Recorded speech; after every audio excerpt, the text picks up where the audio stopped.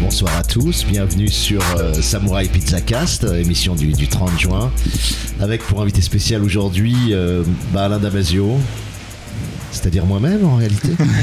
Bravo. Exactement, bravo. Je crois que c'est toi qui vas faire toutes les intros à partir de maintenant. C'est ça. Si vous voulez, par téléphone, je les ferai.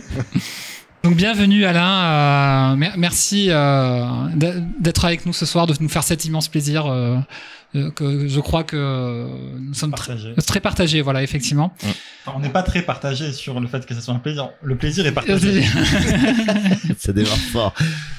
En fait, j'ai l'impression que ce poulpe te suivait dans l'ombre depuis des années. En fait, c'est ton stalker personnel, en fait. Ouais, gros stalker verso, furtif, dans l'ombre. Embauché à des endroits spécialement pour te suivre. C'est pas vrai. C'est plutôt que tout devait aboutir à ce podcast, en réalité. C'est ça, c'est la consécration du truc. Je fais différents projets, mais c'est pour aboutir à maintenant, quoi. La consécration. Donc, pour résumer, tu écris des livres, tu fais de la scène aussi, tu es aussi engagé politiquement et tu participes à des colloques, à ce genre de choses. Tu as participé aussi à des jeux vidéo. J'ai oublié quoi? J'en ai oublié. Des séries d'animation, des films. Oui, voilà, il y en a plein. Des projets radiophoniques, de la musique. Comment tu fais? C'est quoi le secret? C'est la question qui fait peur. Je crois, tu vois, quand je revois le parcours, le trajet comme ça, vu de l'extérieur, en réalité, j'ai vraiment commencé à me disperser sur plein de formes d'art à partir, on va dire, de 35, 37 ans. C'est-à-dire qu'avant, j'étais monomaniaque, quoi. C'est-à-dire que j'écrivais des livres. J'avais un boulot à côté, tu vois, j'avais une sorte de petit cabinet d'études qui m'apportait les noisettes dont j'avais besoin parce que je vivais pas du tout de mon art et j'écrivais et j'avais que ça. Et il y a eu un moment donné, je sais pas pourquoi, ça a commencé à s'ouvrir et ça a été par le jeu vidéo au début, la première fois vraiment que j'ai dû ouvrir, c'est vraiment sur Adrift qui est venu Remember Me, quoi, le studio Dontnod qu'on a cofondé. Et j'ai commencé à ouvrir effectivement à la scénarisation, j'ai commencé à ouvrir à beaucoup de choses différentes. Mais je pense que c'était une sensation de buter sur des limites internes, c'est-à-dire d'avoir le sentiment que je manquais d'ampleur, je manquais de spectre, ce que je vivais était pas assez varié, je rencontrais peut-être pas assez de gens, je créais trop individuellement, etc. Et donc l'envie de se dire, tu peux pas être un artiste si t'as pas une palette beaucoup plus complète que ça, beaucoup plus ouverte que ça. Et j'ai donc cherché à l'ouvrir vraiment, tout en restant sur un axe qui était l'axe de l'écriture, parce que c'est mon talent, quoi, c'est mon don. Donc au début, j'ai commencé à scénariser un petit peu, à faire la direction narrative, ouais, c'était vraiment sur Remember Me. Puis après, j'ai commencé à tirer le texte vers l'oralité, c'est-à-dire commencer à écrire pour des balades sonores à Marseille 2013 et pour des fictions radiophoniques et donc avec Florian Pochon sur Radio Grenouille. Donc j'ai commencé à ouvrir un tout petit peu le monde de la voix. Voilà, c'est-à-dire du texte à la voix, il y avait quelque chose d'assez naturel. J'osais absolument pas encore mettre en jeu mon corps dans un espace public.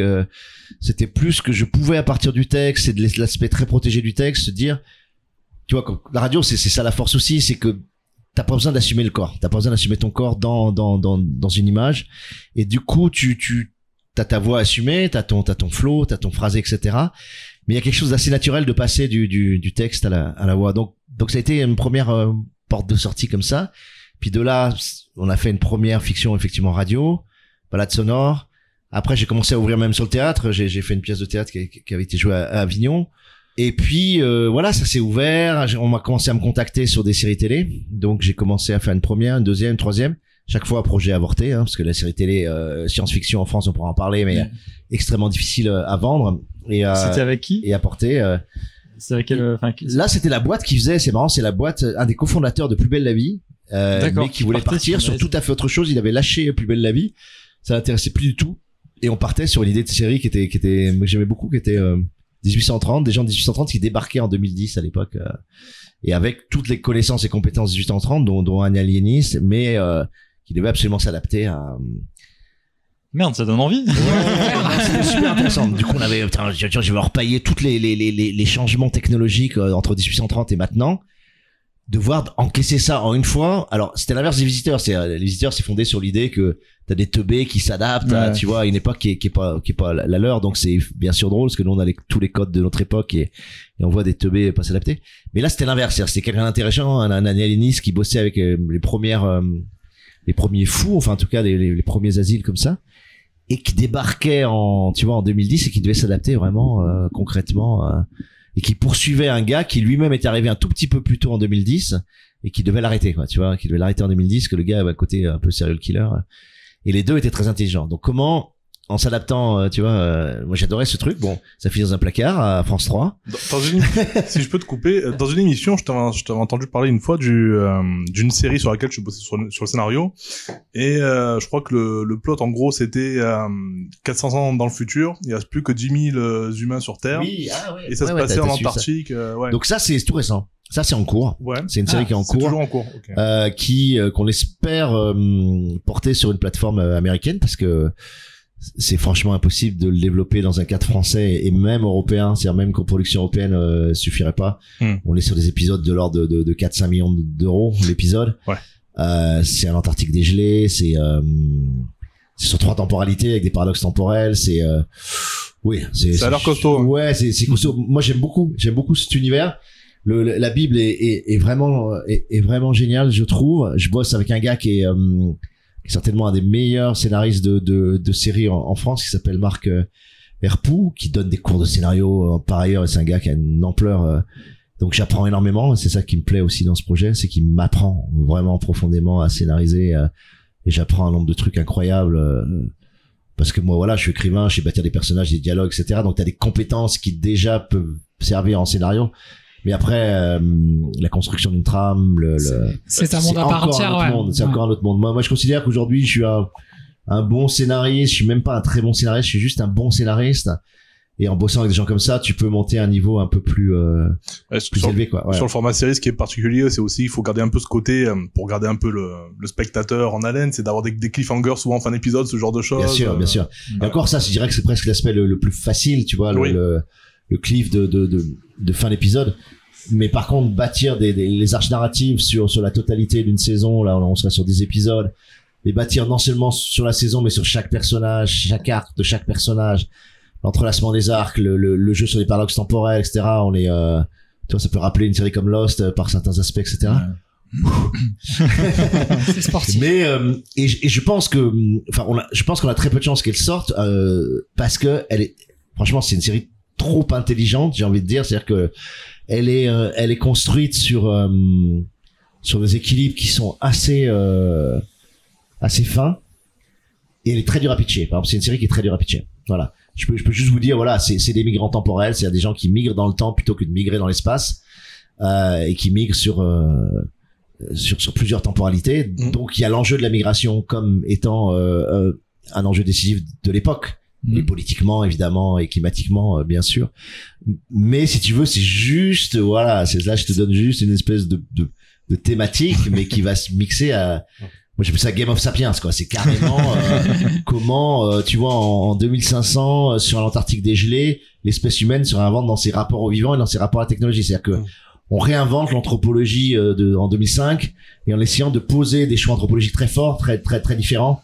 T'as les protech, t'as les biotech, t'as les primitifs, t'as les conviviaux, etc. Enfin, on a défini comme ça des sortes de tribus, comme Game of Thrones, et comment ces tribus s'affrontent. Donc c'est de l'arena driven, ce qu'on appelle l'arena driven, c'est vraiment, voilà, c'est conduit par l'arène, c'est conduit par les antagonismes, mais c'est ultra dur à vendre, quoi. Voilà. Effectivement, la seule série auquel je pense qui est sortie, qui a pu sortir cette année, c'est Dark, quoi, en fait, un peu dans, oui, voilà, qui est un petit peu complexe pour ouais, tout à fait. Alors après, on va peut-être avoir le coup de bol, c'est quelqu'un qui va comprendre vraiment profondément c'est-à-dire qui se tape les 50 ou 60 pages de Bible déjà, et qui va se taper déjà les 12 pages de présentation, etc., qui sont, et comprendre la profondeur. Honnêtement, je pense que c'est vraiment une série profonde, c'est une série très forte.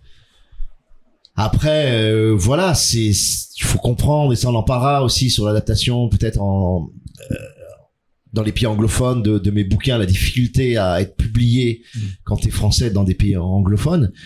Aujourd'hui, quand t'es scénariste français, même avec un très bon concept, si une plateforme comme Netflix ou ou Amazon Prime où j'irai jamais parce que je refuse absolument de bosser avec Amazon, mais tu vois, sur une des plateformes ou HBO ou je sais pas qui s'intéresse, généralement soit ils te rachètent le concept et puis ils te dégagent gentiment, tu vois, en disant vous êtes gentils vous les franchise scénaristes, soit ils le font pas, car qu'ils considèrent que eux ont la compétence et en réal et en scénarisation et que nous en réalité on l'a pas. On peut avoir des bonnes idées, voilà, mais c'est tout, tu vois, ça donc c'est super compliqué donc peut-être on vendra juste le projet, tu vois, bon, ce qui serait vraiment dommage, mais oui, parce que si c'est pour que ça soit retravaillé à la sauce bah voilà, mais c'est pas... mais parce que on a une malédiction, c'est qu'on travaille dans le champ de la science-fiction, voilà. Donc le champ de la science-fiction, à la rigueur du fantastique, tu peux encore réussir à le faire sur des budgets relativement contraints. Quand t'es dans la SF, c'est compliqué. Ouais, c'est compliqué même quand tu fais de la SF qui est pas du Star Wars, qui est pas de la SF spectaculaire, mais juste tu vois, moi je racontais, je sais plus à qui je racontais ça, mais tu fais une scène dans un appart, t'as une scène en 2060. Bah là, mettons, on fait la scène ici dans l'appart du poulpe, parce que je vais vous le dire, on est dans l'antre du poulpe. Et ben chaque objet, tu vas devoir réfléchir au design, tu vois. La lampe, l'enceinte, la PS5, la bibliothèque, les luminaires, la cafetière, etc. Tout, il faut le repenser en version 2060. C'est tout des détails, mais si ces détails sont pas justes, ça ne marche pas, quoi. Tu vois, la guitare qui est accrochée, donc t'imagines tout de suite, c'est bam, tu vas chercher des designers, des graphistes, tu fais l'anticipation techno, donc c'est très vite très compliqué. Il y a la même de recherche ou demande que dans un jeu vidéo, je pense à Cyberpunk 2077, où effectivement ils ont travaillé énormément sur ces questions-là, mais qui quand tu joues au jeu vidéo est quand même assez décevant. Ah ouais. Parce que tu vois des bords d'arcade, mais tu peux pas y jouer, et tu sens que c'est l'aspect un peu rétro. Tout le design des chambres, effectivement, ça reprend vraiment l'esthétique de Blade Runner, mais en même temps, il n'y a pas cette touche techno en fait que le reste du jeu te propose, et c'est vrai que ça, moi, c'était un petit manque, en fait. Je me dis, en fait, il y a certains jeux d'SF proches qui sont plus intéressants que ça. Ça donne un manque de cohérence, en fait. Ouais, voilà. Et par contre, ce qui marchait bien, c'était le côté foisonnant, où tu as une ville qui était vraiment vivante, mais le côté techno, effectivement, tu sens qu'ils ont trouvé des limites assez proches, en fait. Ouais, et puis, bon, t'as plein d'astuces pour éviter, enfin, tu vois, qu'ils utilisent, soit tu les rétrofuturismes, soit tu fais, tu vois, tu reviens du steampunk à la, je sais pas, à la BioShock, ou tu fais des choses qui sont datées, connues, tu utilises l'art nouveau, tu fais bon. Et dès que tu te bascules sur du futurisme, donc t'as vite le risque en DA que ça soit du kitsch, tu vois, sorte de néo-kitsch. Donc c'est super dur d'avoir une direction artistique qui soit cohérente, qui soit intelligente, qui postule pas que tout va changer en 2060, 2070, parce que c'est pas vrai. Je veux dire, les cafés qu'on a aujourd'hui, ils sont pas tellement finalement différents de cafés que tu avais en 1930, etc. Tu vois, il y a bien sûr, tu trouverais dans les machines à café, dans la tireuse pression, etc. des différences, mais c'est pas si différent que ça en réalité. Déjà, on faut accepter que on boit toujours du café. Ouais, on boit toujours du café, puis on s'assied sur des sièges qui ressemblent finalement aux mêmes sièges que. Donc, tu vois, il faut réfléchir à la fois en se disant, attends, si je fais un plus 60 ans et que je fais un moins 100 ans d'aujourd'hui, tu vois, je me dis, ok, je suis 2020, je fais un moins 60, 1960. Qu'est-ce qui a vraiment changé depuis 1960? Finalement, oui, tu vas voir les bagnoles, etc. Et encore pas tous, quoi, tu vois. Donc, c'est super dur. Moi, je trouve que c'est très difficile la direction artistique. Vous en étiez pas trop mal sorti dans Remember Me, justement, il me semble. Ouais, effectivement. Ouais, mais Remember Me, enfin, tu vois, on peut en parler. Remember Me, c'est l'équipe de 8 en direction narrative, d'accord? C'est une équipe, je pense, de 10 ou 12 en DA, c'est-à-dire vraiment avec Illustrator 2D, Modeler 3D, après je parle pas des animateurs, etc. Mais donc t'as une douzaine ou une quinzaine de personnes. Nous, en direction narrative, on a bossé plus d'1 an sur la Bible narrative qui faisait quand même 1000 pages à 4, tu vois. Et quand je dis 1000 pages à 4, c'est police 12, interligne simple, c'est pas, tu vois. Et avec, moi j'avais une équipe, j'avais 7 personnes sous mes ordres. Chaque semaine, ils bossaient sur un thème particulier. Et je leur disais, toi typiquement, c'était manger en 2084, parce que c'est en 2084.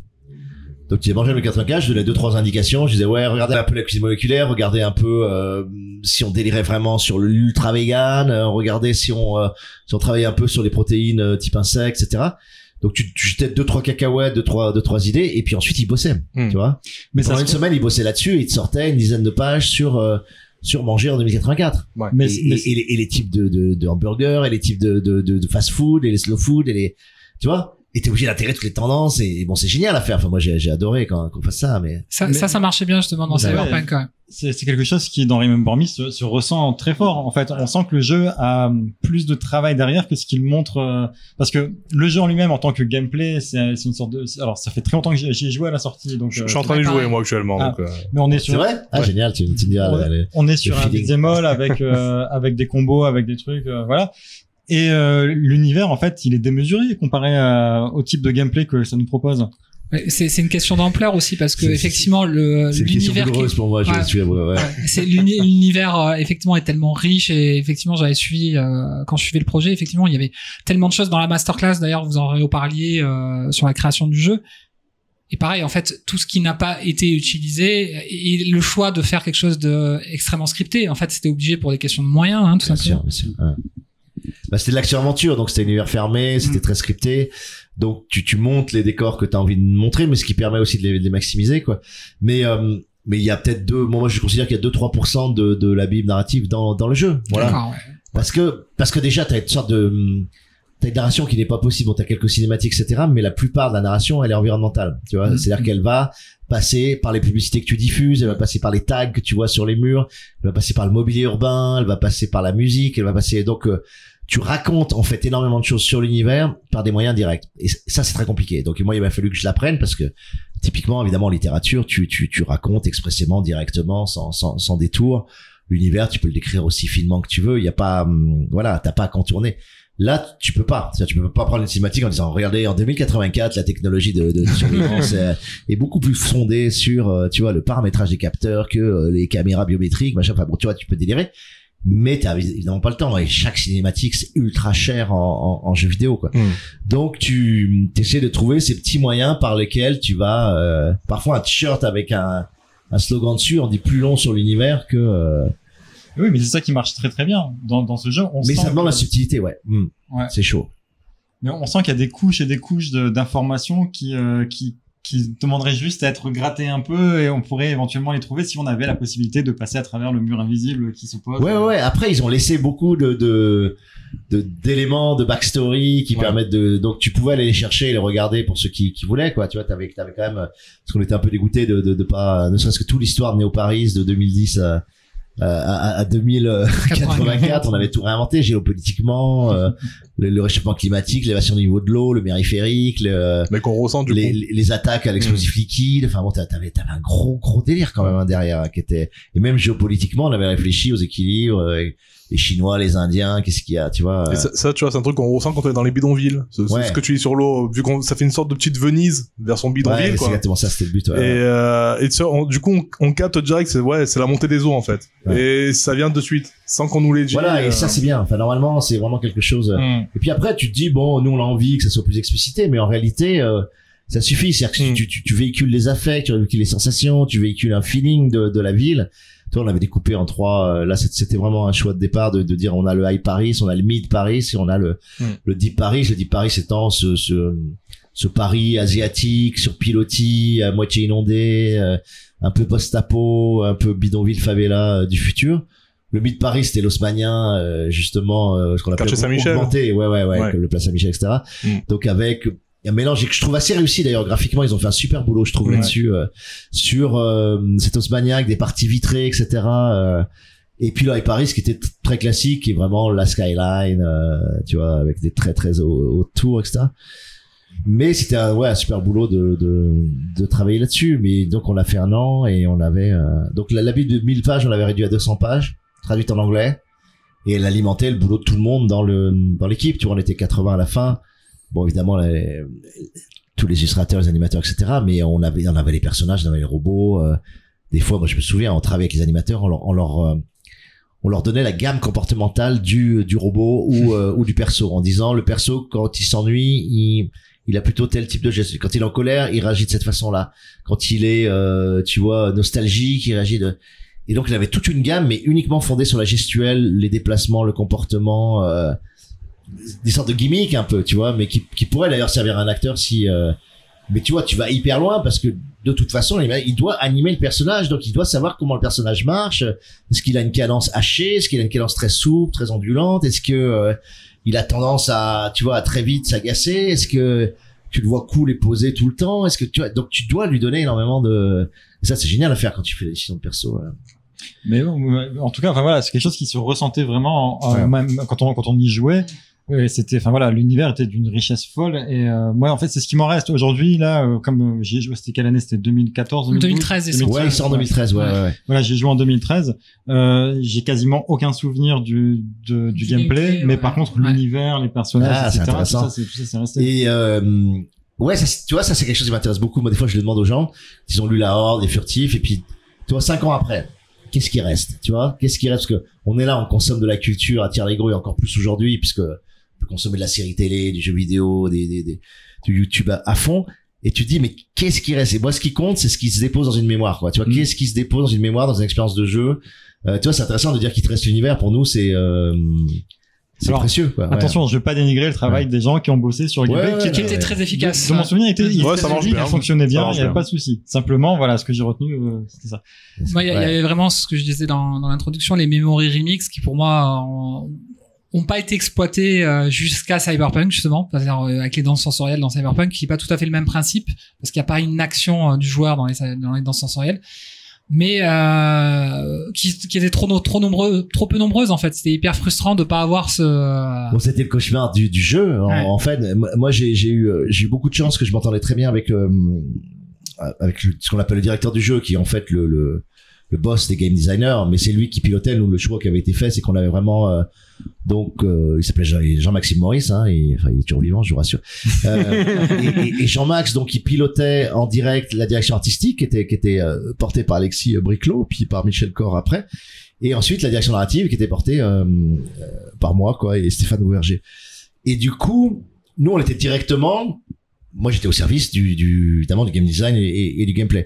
Et j'ai eu la chance de pas mal bosser sur le Memory Remix, parce que le Memory Remix est vraiment un gameplay plutôt narratif. Voilà. Ouais. C'est un gameplay qui est fondé sur de la narration, puisque tu dois modifier un écoulement d'événements, au bon endroit, au bon moment, pour pouvoir faire que cet écoulement d'événements change et que, il modifie la mémoire de celui que t'es en train de remixer. Donc, c'est typiquement un gameplay narratif. Mais du coup, on s'est galéré, mais on l'a fait. Je crois que la version qu'on a là, c'est le troisième grand reboot, mais conceptuel du Memory Remix, tu vois.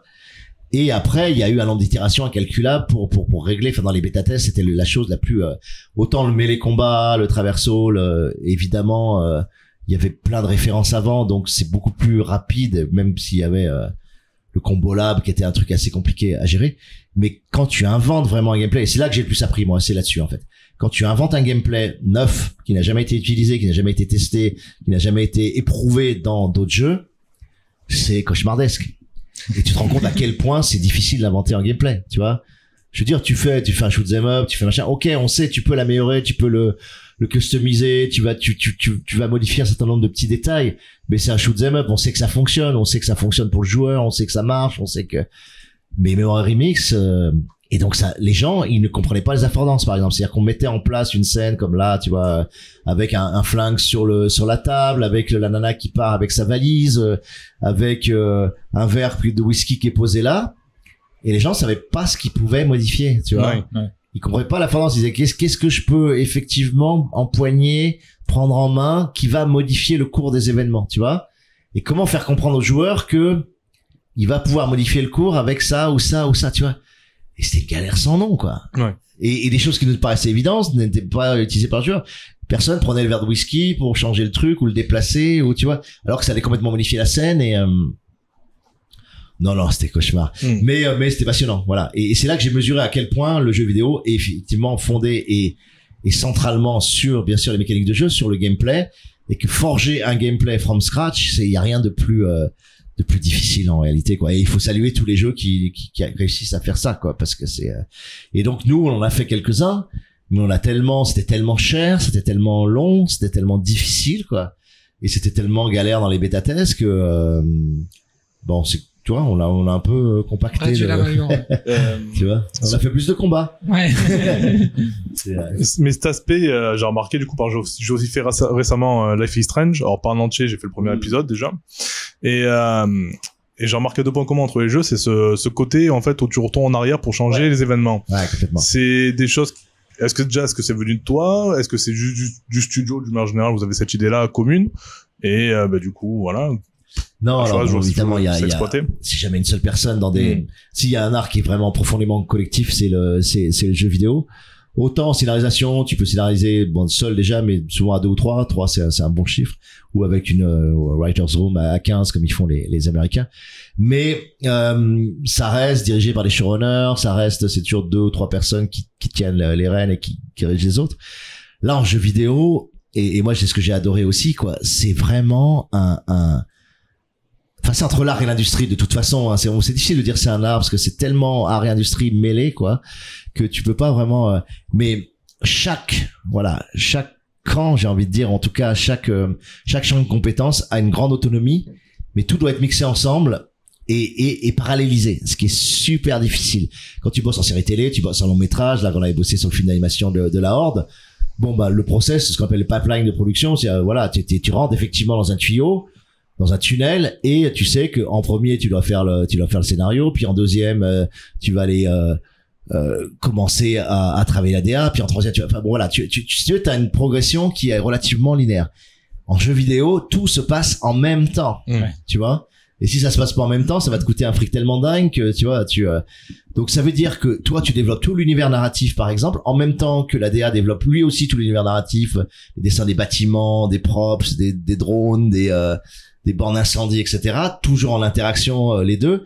Nous on scénarise en même temps, et pendant ce temps-là ils commencent à travailler aussi sur le découpage vraiment des zones pour le gameplay. Le gameplay il arrête pas d'évoluer et il est en parallèle, et les animateurs aussi bossent en parallèle, et les modeleurs et machin, et tout le monde est constamment parallélisé, et en même temps il faut que les interactions soient les plus fortes et les plus fluides possibles, pour que c'est extraordinairement difficile à diriger. Un directeur de prod en jeu vidéo, c'est bien plus difficile qu'un directeur de prod au cinéma ou en série télé ou dans n'importe quel autre secteur, quoi. Vraiment. Pour moi, c'est le sommet de ce que tu peux faire en termes d'intelligence humaine, intelligence artistique, relationnelle, industrielle. Parce que tu dois à la fois gérer ton pipeline, mais en même temps garder une dimension artistique élevée, accepter qu'il y ait des itérations artistiques. C'est-à-dire des fois, nous, le scénario il merde, donc on le refait, ou des fois le gameplay comme le Mario X, on va le refaire pendant 2 ans, tu vois. Et tu dois accepter ça, c'est-à-dire que la création c'est itératif, c'est-à-dire que tu te plantes, tu rates, tu sais, c'est le fameux truc de Beckett, rater, essayer encore, rater mieux, tu vois, et c'est surtout du rater mieux, voilà, tu vois, il faut accepter que tu perds des fois 500 000 euros parce que t'as essayé un truc qui ne fonctionne pas, sur le joueur, et des fois tu le vois que comme un moment tu fais le QA, c'est-à-dire tu fais les bêta tests avec les joueurs, et tu te rends compte que toute l'équipe trouvait ça hyper fluide et hyper sympa, et que les joueurs ils y comprennent rien. Ça ne marche pas, quoi, tu vois. Donc ça c'était super intéressant. Ouais, moi ça m'a passionné. Mais la complexité de ça est très grande, ouais. Et moi j'ai remarqué en jouant à Remember Me, je suis gros fan de manga et de l'œuvre Gum de Yukito Kishiro. Oui. Et je t'ai pas répondu sur le. Attends, juste. Oui, c'est vrai, tu vas pas répondre. Oui, il y a une véritable dans Life is Strange, le fait de reprendre le rewind comme un gameplay central vient de l'échec du Memory Remix. C'était volontaire, d'accord, ok. Quand je dis rater mieux, c'est vraiment ça. Ouais. C'est-à-dire qu'on s'est dit après le Memory Remix, c'est trop compliqué, les afférences sont trop compliquées. Le fait d'inclure une narration vraiment complexe sur une scène qu'il faut modifier sur plein d'axes possibles, les joueurs ont du mal à l'assimiler. Par contre, on va faire un truc beaucoup plus simple où ça sera juste un gameplay où tu peux revenir en arrière. Point. Et ça marche mieux. Et là, tu fais ce que tu as envie de faire, mais t'as juste un rewind. Et on s'est dit, on va simplifier le gameplay et on s'est dit, la mécanique de jeu, fondamentalement, c'est un rewind. Et du coup, ça marche, et ça marche beaucoup mieux sur Life is Strange, qui a eu d'ailleurs un plus grand succès. Et puis l'approche de conception du jeu, là, pour les souvenirs de la masterclass que j'ai, elle est inversée, en fait. C'est-à-dire que du coup, l'univers s'est construit en fonction de l'évolution narrative. Bah ouais, bien sûr. Non, c'est super. Sur Life is Strange, d'accord. Ce que je te disais du coup sur Gum de Yukito Kishiro, c'est que j'ai remarqué aussi dans Remember Me quelques parallèles, en tout cas moi, qui m'ont paru évidents, mais je sais pas, je pourrais me dire si c'était volontaire de votre part ou pas. C'est que déjà dans l'univers cyberpunk avec les bidonvilles, fait beaucoup penser aux bidonvilles qui sont au pied de Zalem dans le manga.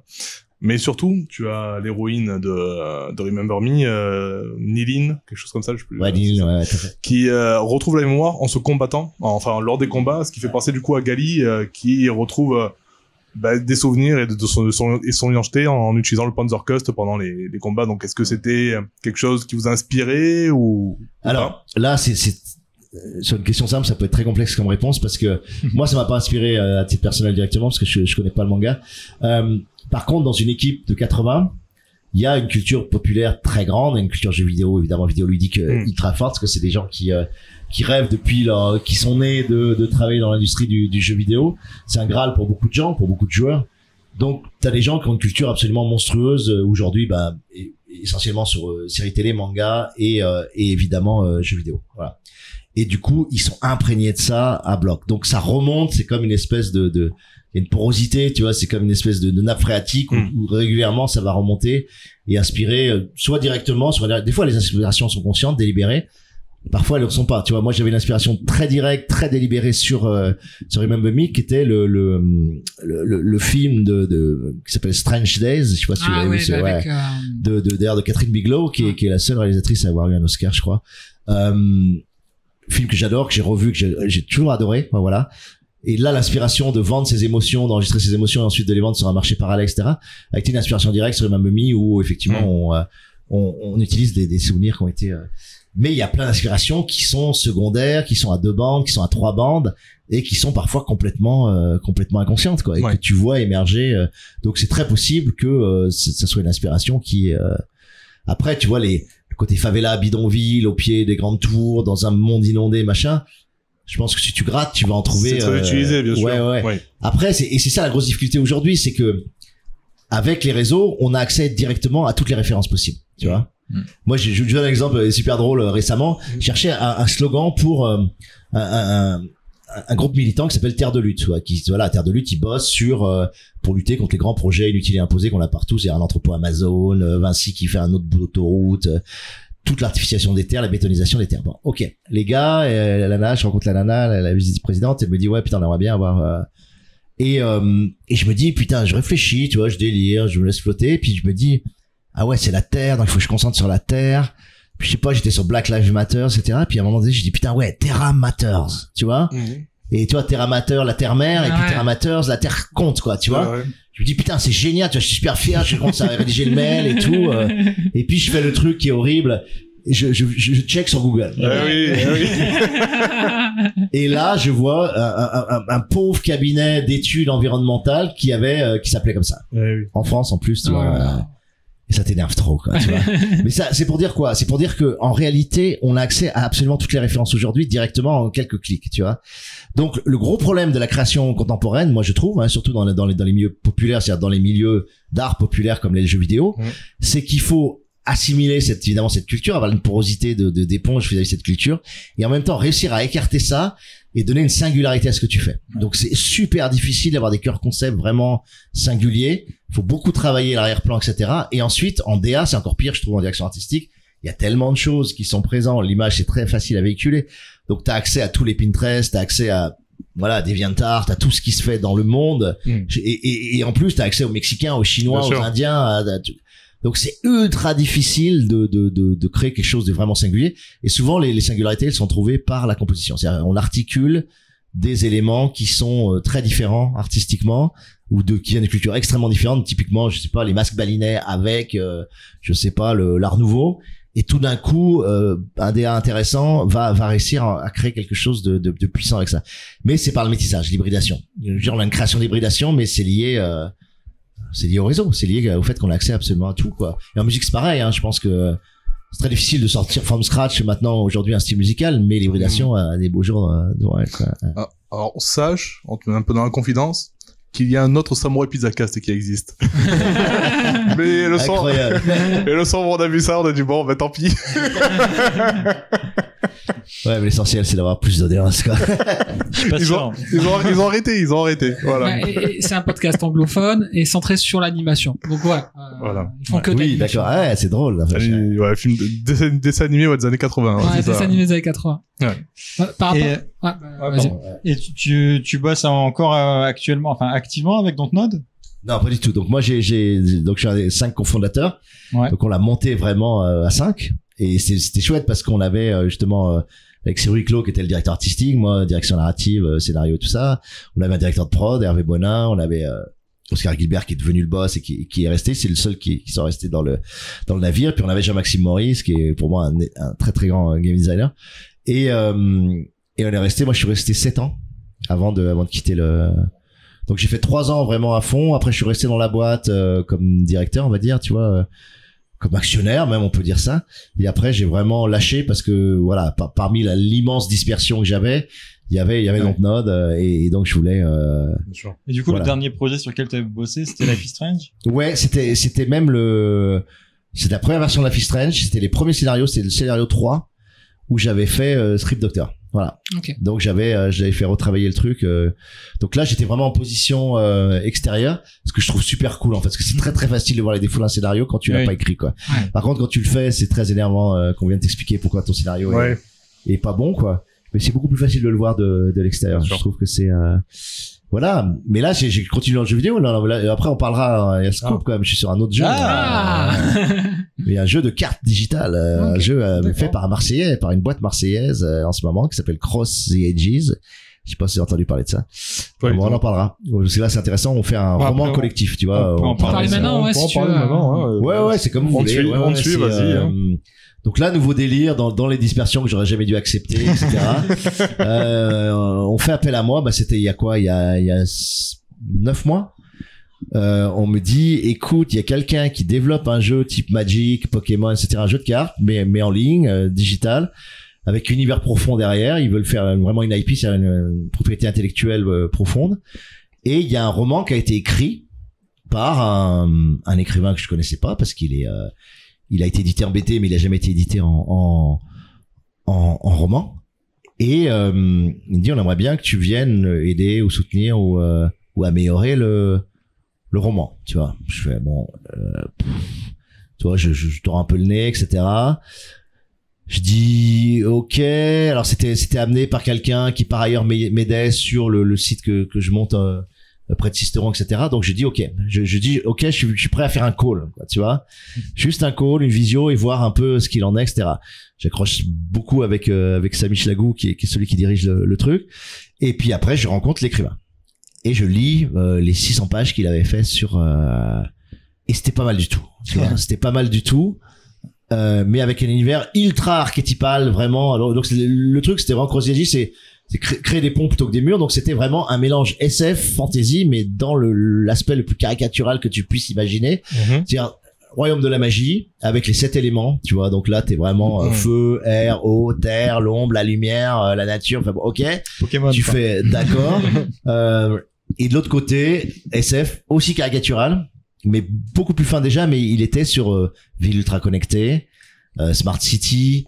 Ce que toi tu trouves ringard les maintenant. Skyline, mais avec 5 cases quand même qu'il avait quand même bien bossé, je trouvais. Une case robotique, donc voilà, une case génétique, une case cyber, une case IA et ça y est, j'ai oublié la 5e, c'est super. Voilà, mais donc il me pose ça et du coup j'ai fait un scan, j'ai fait ce qu'on appelle un audit vraiment mais vénère quoi. C'est-à-dire que j'ai tout lu et j'ai tout décomposé, les personnages, l'univers, la trame, qualité. Et à chaque fois j'avais un truc à 4 voix en disant très bien, ça c'est bien, ça c'est pas terrible et ça c'est vraiment nul, il faut absolument le changer. Il y avait beaucoup de choses dans c'est pas terrible et et là je suis tombé sur quelqu'un qui est incroyable quoi, qui s'appelle Arnaud Dolen et l'écrivain, il était complètement réceptif à la critique et prêt à améliorer, tu vois, ce qui est très rare dans les égos artistiques. Et j'ai dit bah voilà, si on veut faire les choses bien, faut tout réécrire en fait de A à Z. Donc il avait fini le roman quand même hein. Donc là on réécrit la totalité du truc et j'ai dit il faut une équipe, on peut pas bosser comme ça, il faut une équipe. Donc j'ai dit voilà, il faut une équipe de 6 et créer une bible narrative, etc. Donc j'explique comment ça marche, il me dit combien tu veux, donc je lui ai amené un fichier Excel en disant voilà il faut tant. Il m'a fait ok et c'était parti quoi. Voilà. D'accord. C'est cool. Et donc on est en train, on a quasiment fini le tome 1 là, 400 pages, on a coupé et c'est l'écriture à 6. À 6, c'est impressionnant. Mais avec vraiment Arnaud qui fait le premier jet, donc qui corrige au milieu et c'est lui qui fait le dernier jet, tu vois. Okay. Donc il est en entame et mais avec une équipe qui est géniale parce que j'ai Norbert Merjanian qui a eu le prix lundi matin, qui est un très bon écrivain qui travaille dans beaucoup de projets transmédia avec moi. Il y a Fabrice Capizzano qui a sorti son premier roman l'année dernière, qui sort son deuxième à la rentrée, qui est un écrivain vraiment de littérature blanche. Enfin, voilà. On a une jeune fille qui est slameuse, poète, qui fait son premier roman de SF aussi, Héloïse. Donc amène tout à fait notre approche, et politiquement c'est hyper intéressant parce que nous on est plutôt vieux mâles depuis 40 ans, machin. Et elle nous éclate la gueule sur tous nos réflexes patriarcaux et machin. À chaque fois, il faut toujours que la nana soit protégée, machin. Tu vas dire, mais putain, une nana, vous pouvez pas faire un truc où c'est une nana qui protège une nana ou une nana qui protège un mec, ou tu vois. Et on s'en prend plein la gueule tout le temps, et c'est super. Et tu vois tous tes inconscients, bien sûr. D'ailleurs, virilistes ou machistes ou patriarcaux. Enfin bon, bref. Et voilà. Et puis après, il y a Pablo Servigne, je sais pas si vous connaissez Pablo, qui travaille aussi sur tout l'aspect univers. Donc c'est un truc de ouf. Voilà, c'est un truc de ouf. Et c'est vraiment bosser en intelligence collective. C'est-à-dire que là, pour une fois, j'ai vraiment une équipe avec des égos qui sont là, mais qui sont très respectueux des autres, avec une super capacité d'écoute. Donc le groupe est très fluide. Et on a monté le niveau de la version 1 de façon hallucinante. C'est-à-dire qu'on a repris tous les personnages, on a repris toute la trame, on a tout repris, quoi. On a rebossé chaque arcome, ça s'appelle les arcomes, l'arcome de l'air, de l'eau, de machin, on a tout repris. On a tout repris dans Mantris, donc qui est la ville ultra connectée. Et voilà, donc on aura tout le background. Mais par contre, le jeu, c'est un jeu de cartes, tu vois. Ouais. Voilà. C'est un jeu de cartes assez complexe, hein, tu vois, vraiment avec t'as un 4x4, quoi, tu vois, tu joues l'un contre l'autre, c'est un mode duel, avec des cartes, des combinaisons, des combos, des cartes qui brûlent, les machins, enfin, tu vois, il y a tout le gameplay, il est franchement vénère, je comprends rien pour l'instant. Mais nous, on est là vraiment pour l'univers derrière et porter Donc c'est mon retour un peu sur le jeu vidéo, mais là je m'occupe plus du tout de la partie gameplay. Arrête-moi si je me trompe, hein, mais il me semble que toi, en tant que gamer, tu t'arrêtes à Soul Calibur 2, c'est ça? Ouais, Soul Calibur 4.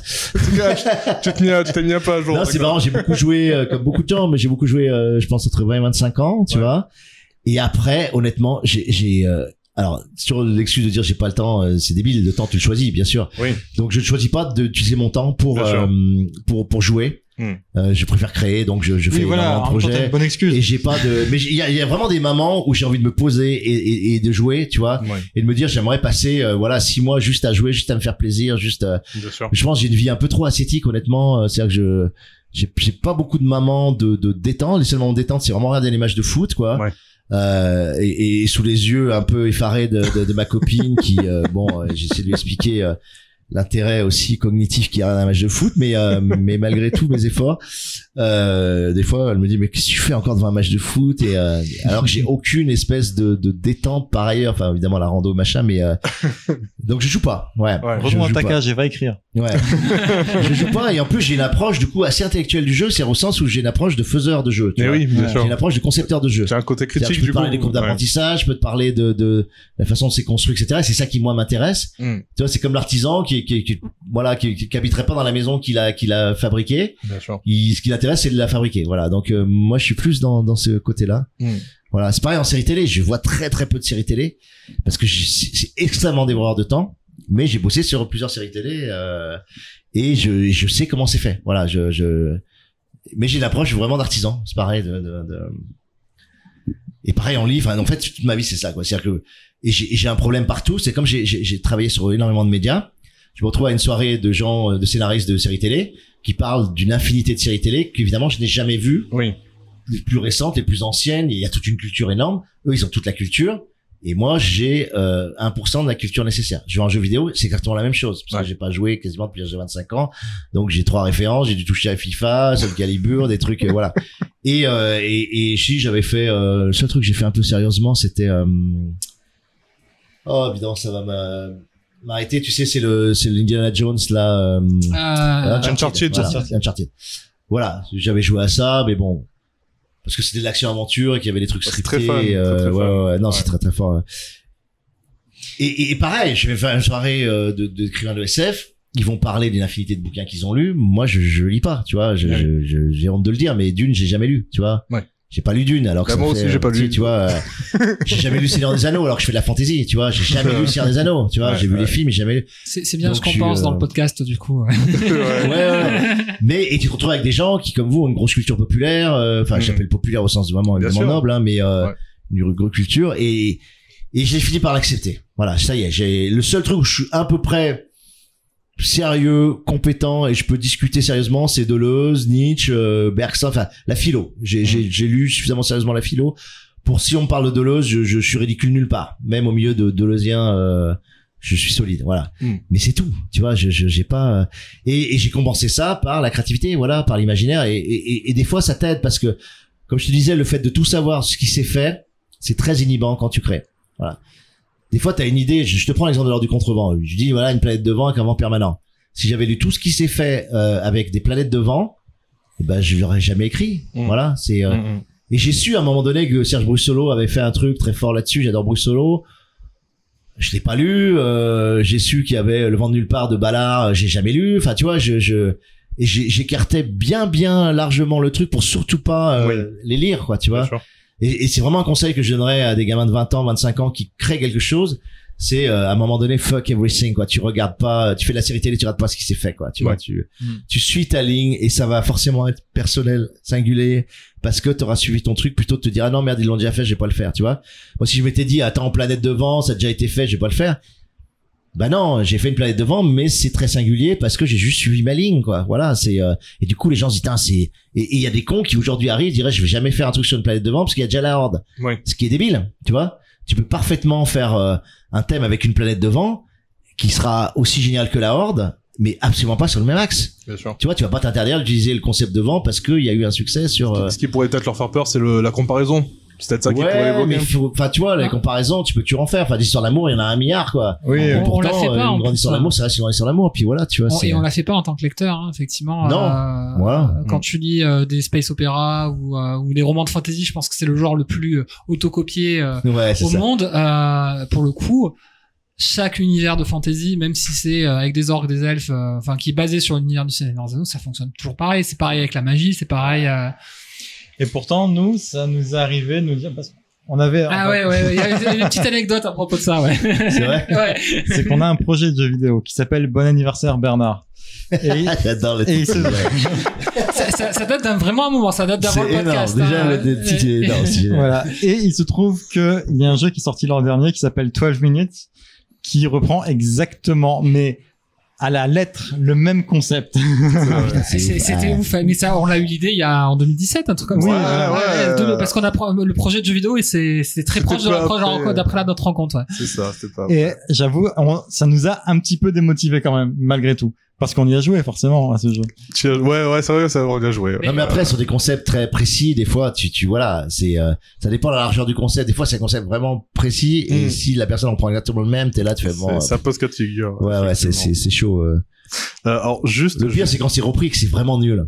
Oui. Et que du coup c'est interdit de le faire, mais ouais. Ah, comme à la fois où je me suis fait piquer le comment ça s'appelle, le truc de Van Helsing là. Ouais. Enfin bref, c'est une autre anecdote à la con. C'est juste une fois sur un forum quelqu'un qui pose une question qui dit c'est quoi faites-moi le pitch du truc que vous écrirez jamais, de l'idée que vous n'écrirez jamais. Et moi je lui fais un pitch avec une histoire avec bon bah voilà, il y a le volcan de Yellowstone qui entre en éruption, le ciel est couvert, du coup les vampires ressortent sur Terre et reprennent le contrôle de la planète parce qu'il y a la nuit permanente. Voilà, puis ça il y avait avec quelques petits détails comme ça. Et un jour, Jérém, genre 2 ans plus tard, il me dit ouais, je viens de voir le pitch de la série Van Helsing. D'accord. Mais le truc, c'est qu'il y avait des détails, je me souviens plus exactement, il y avait des trucs très précis, très spécifiques, et qui sont dedans. C'est énorme, j'adore. Et le pire, c'est que dans les commentaires, forcément, il y avait un mec qui a écrit, ah, bien joué, le scénariste de Netflix qui est en manque d'idées. Et oui, bon, bah, peut-être qu'il y avait un petit peu de ça, finalement. Non, mais après, enfin, tu vois. Oui, non, après, voilà, l'air du temps, Et puis parfois, des concepts, si tu te le mets sur le papier, ça paraît basique. Mais c'est tellement bien traité, géré, conduit, tu vois. Là, pour le coup, ils ont fait de la merde. Dis, voilà, il y a des mecs qui cherchent désespérément un endroit où ils peuvent survivre. Il y a des zombies partout, quoi, tu vois. Je te pose ça, tu me fais, mais c'est tellement extraordinairement bien géré dans la conduite de récit que voilà, ça, c'est chef-d'œuvre, mais sur une idée qui est ultra basique, quoi. Ouais. Que c'est même pas eux qui ont eu. Enfin, tu vois, il y en a eu plein de trucs où les zombies envahissent la Terre. Je pense qu'avant Walking Dead, il y allait y en avoir un paquet, quoi, tu vois. Oui. Avant, après, pendant, enfin, tu vois. Mais après, c'est le traitement, quoi. Mais là, ils ont fait de la merde avec Van Helsing. Ouais. Donc déjà le film était pas ouf, mais c'est à cause de toi, ton pitch, je suppose. Et sinon, je voulais juste revenir sur un truc, c'est par rapport à ce que tu disais tout à l'heure par rapport à l'autrice qui vous remettez un petit peu en place par rapport à des réflexes que vous aviez qui sont peut-être d'une génération différente de la sienne, etc. On a fait un numéro il y a pas très longtemps qui s'appelle Virtuellement de droite, dans lequel je me voulais... Oui, j'ai vu le titre, je me suis dit c'est celui-là que j'avais envie d'écouter en plus. Alors, en c'était gros, 2 heures, donc j'ai fait non. c'est 2 heures pendant lesquelles je me plains de toujours incarner dans les jeux vidéo, de la plupart du temps, d'incarner des héros de droite ou des gens qui évoluent dans un univers de droite. Stéréotypé, tout ça. Et c'est vrai qu'à l'époque, c'était juste pour rendre un petit peu justice, on n'avait pas évoqué Dontnod. Qui tombe pas là-dedans, qui va même tomber dans le côté inverse des jeux comme par exemple Tell Me Why, où je me suis retrouvé avec limite l'inconvénient inverse, c'est-à-dire des personnages qui étaient un peu trop woke, avec des personnages qui vont être agressivement de gauche face à d'autres dans leurs interactions avec d'autres personnages qui n'avaient pas forcément demandé grand-chose. Et voilà, donc c'était juste pour dire voilà, il existe et effectivement dans les exemples qu'on n'avait pas cités, il y avait aussi Dontnod qui fait un petit peu ça. Du coup, voilà, on va parler un petit peu de la question de mon amie Julie. Alors je sais pas, tu connais l'expression, moi je l'ai découvert il y a pas très longtemps. Est-ce que tu serais plutôt un écrivain architecte ou un écrivain jardinier? Sachant qu'architecte c'est quelqu'un qui prévoit des plans monstrueux, et jardinier c'est quelqu'un qui jette et qui après qui reforme un petit peu, qui laisse mûrir. Alors là c'est bon, ça fait toujours hyper free me dire ça, mais si je suis clairement les deux quoi. C'est-à-dire que j'ai un travail architectural très fort sur le bouquin, sur l'univers, qui peut durer très longtemps. Les furtifs, ça. Le travail architectural, il dure sur 12 ans à peu près. Okay. Où j'écris dans les carnets, j'ai bâti toute la ville, les villes privatisées, le système technologique, le système de surveillance, etc. Et au moment où je démarre, et les personnages qui sont ultra bossés, et au moment où j'écris la première ligne, tout est repoussé dans mon inconscient, tout est composté derrière, j'ai envie de dire. Et là, je laisse pousser. C'est-à-dire que j'ai un travail beaucoup plus fluide, libre. C'est-à-dire que je laisse la puissance du jet faire son travail. Mais parce que j'ai tout en tête aussi, quoi, tu vois, parce que l'architecture elle est là, c'est-à-dire que je sais comment est la ville d'Orange en 2042 dans les furtifs, je sais comment est un taxi dans cette ville-là, quoi, tu vois, je sais ce que la bague est capable de faire, ce que c'est l'intelligence artificielle personnalisée, je sais tout ça, et du coup, ça va rentrer dans le récit de façon très fluide, très naturelle, mais parce que j'ai accumulé et construit cette architecture avant. Mais le terme architecture est pas forcément très bon, quoi, tu vois, parce que il y a plus une idée de compost. Moi, plus j'avance, plus j'aime beaucoup l'idée de compost. Avec des strates, en fait, qui viennent émerger. Avec des strates qui sont, c'est-à-dire que tu travailles, et c'est vraiment ça, tu travailles sur des épluchures, sur des miettes, sur du marc de café, sur des conneries que t'orpailles au jour le jour, tu vois. C'est-à-dire que, à un moment comme les furtifs, c'est des petites choses orpaillées, mais sur une dizaine d'années, quoi. Tu vois, parfois c'est 2 lignes que je vais écrire, et ces épluchures qui en soi sont ridicules, à force de s'empiler, à force de se composter, donne une terre qui est ultra intéressante. Et après, c'est le moment où, effectivement, la pluie arrive au bon moment, le soleil arrive au bon moment, et ça se met vraiment à pousser. Et là, quand ça se met à pousser, tu fous de l'engrais, tu défonces tout et t'y vas, quoi, tu vois.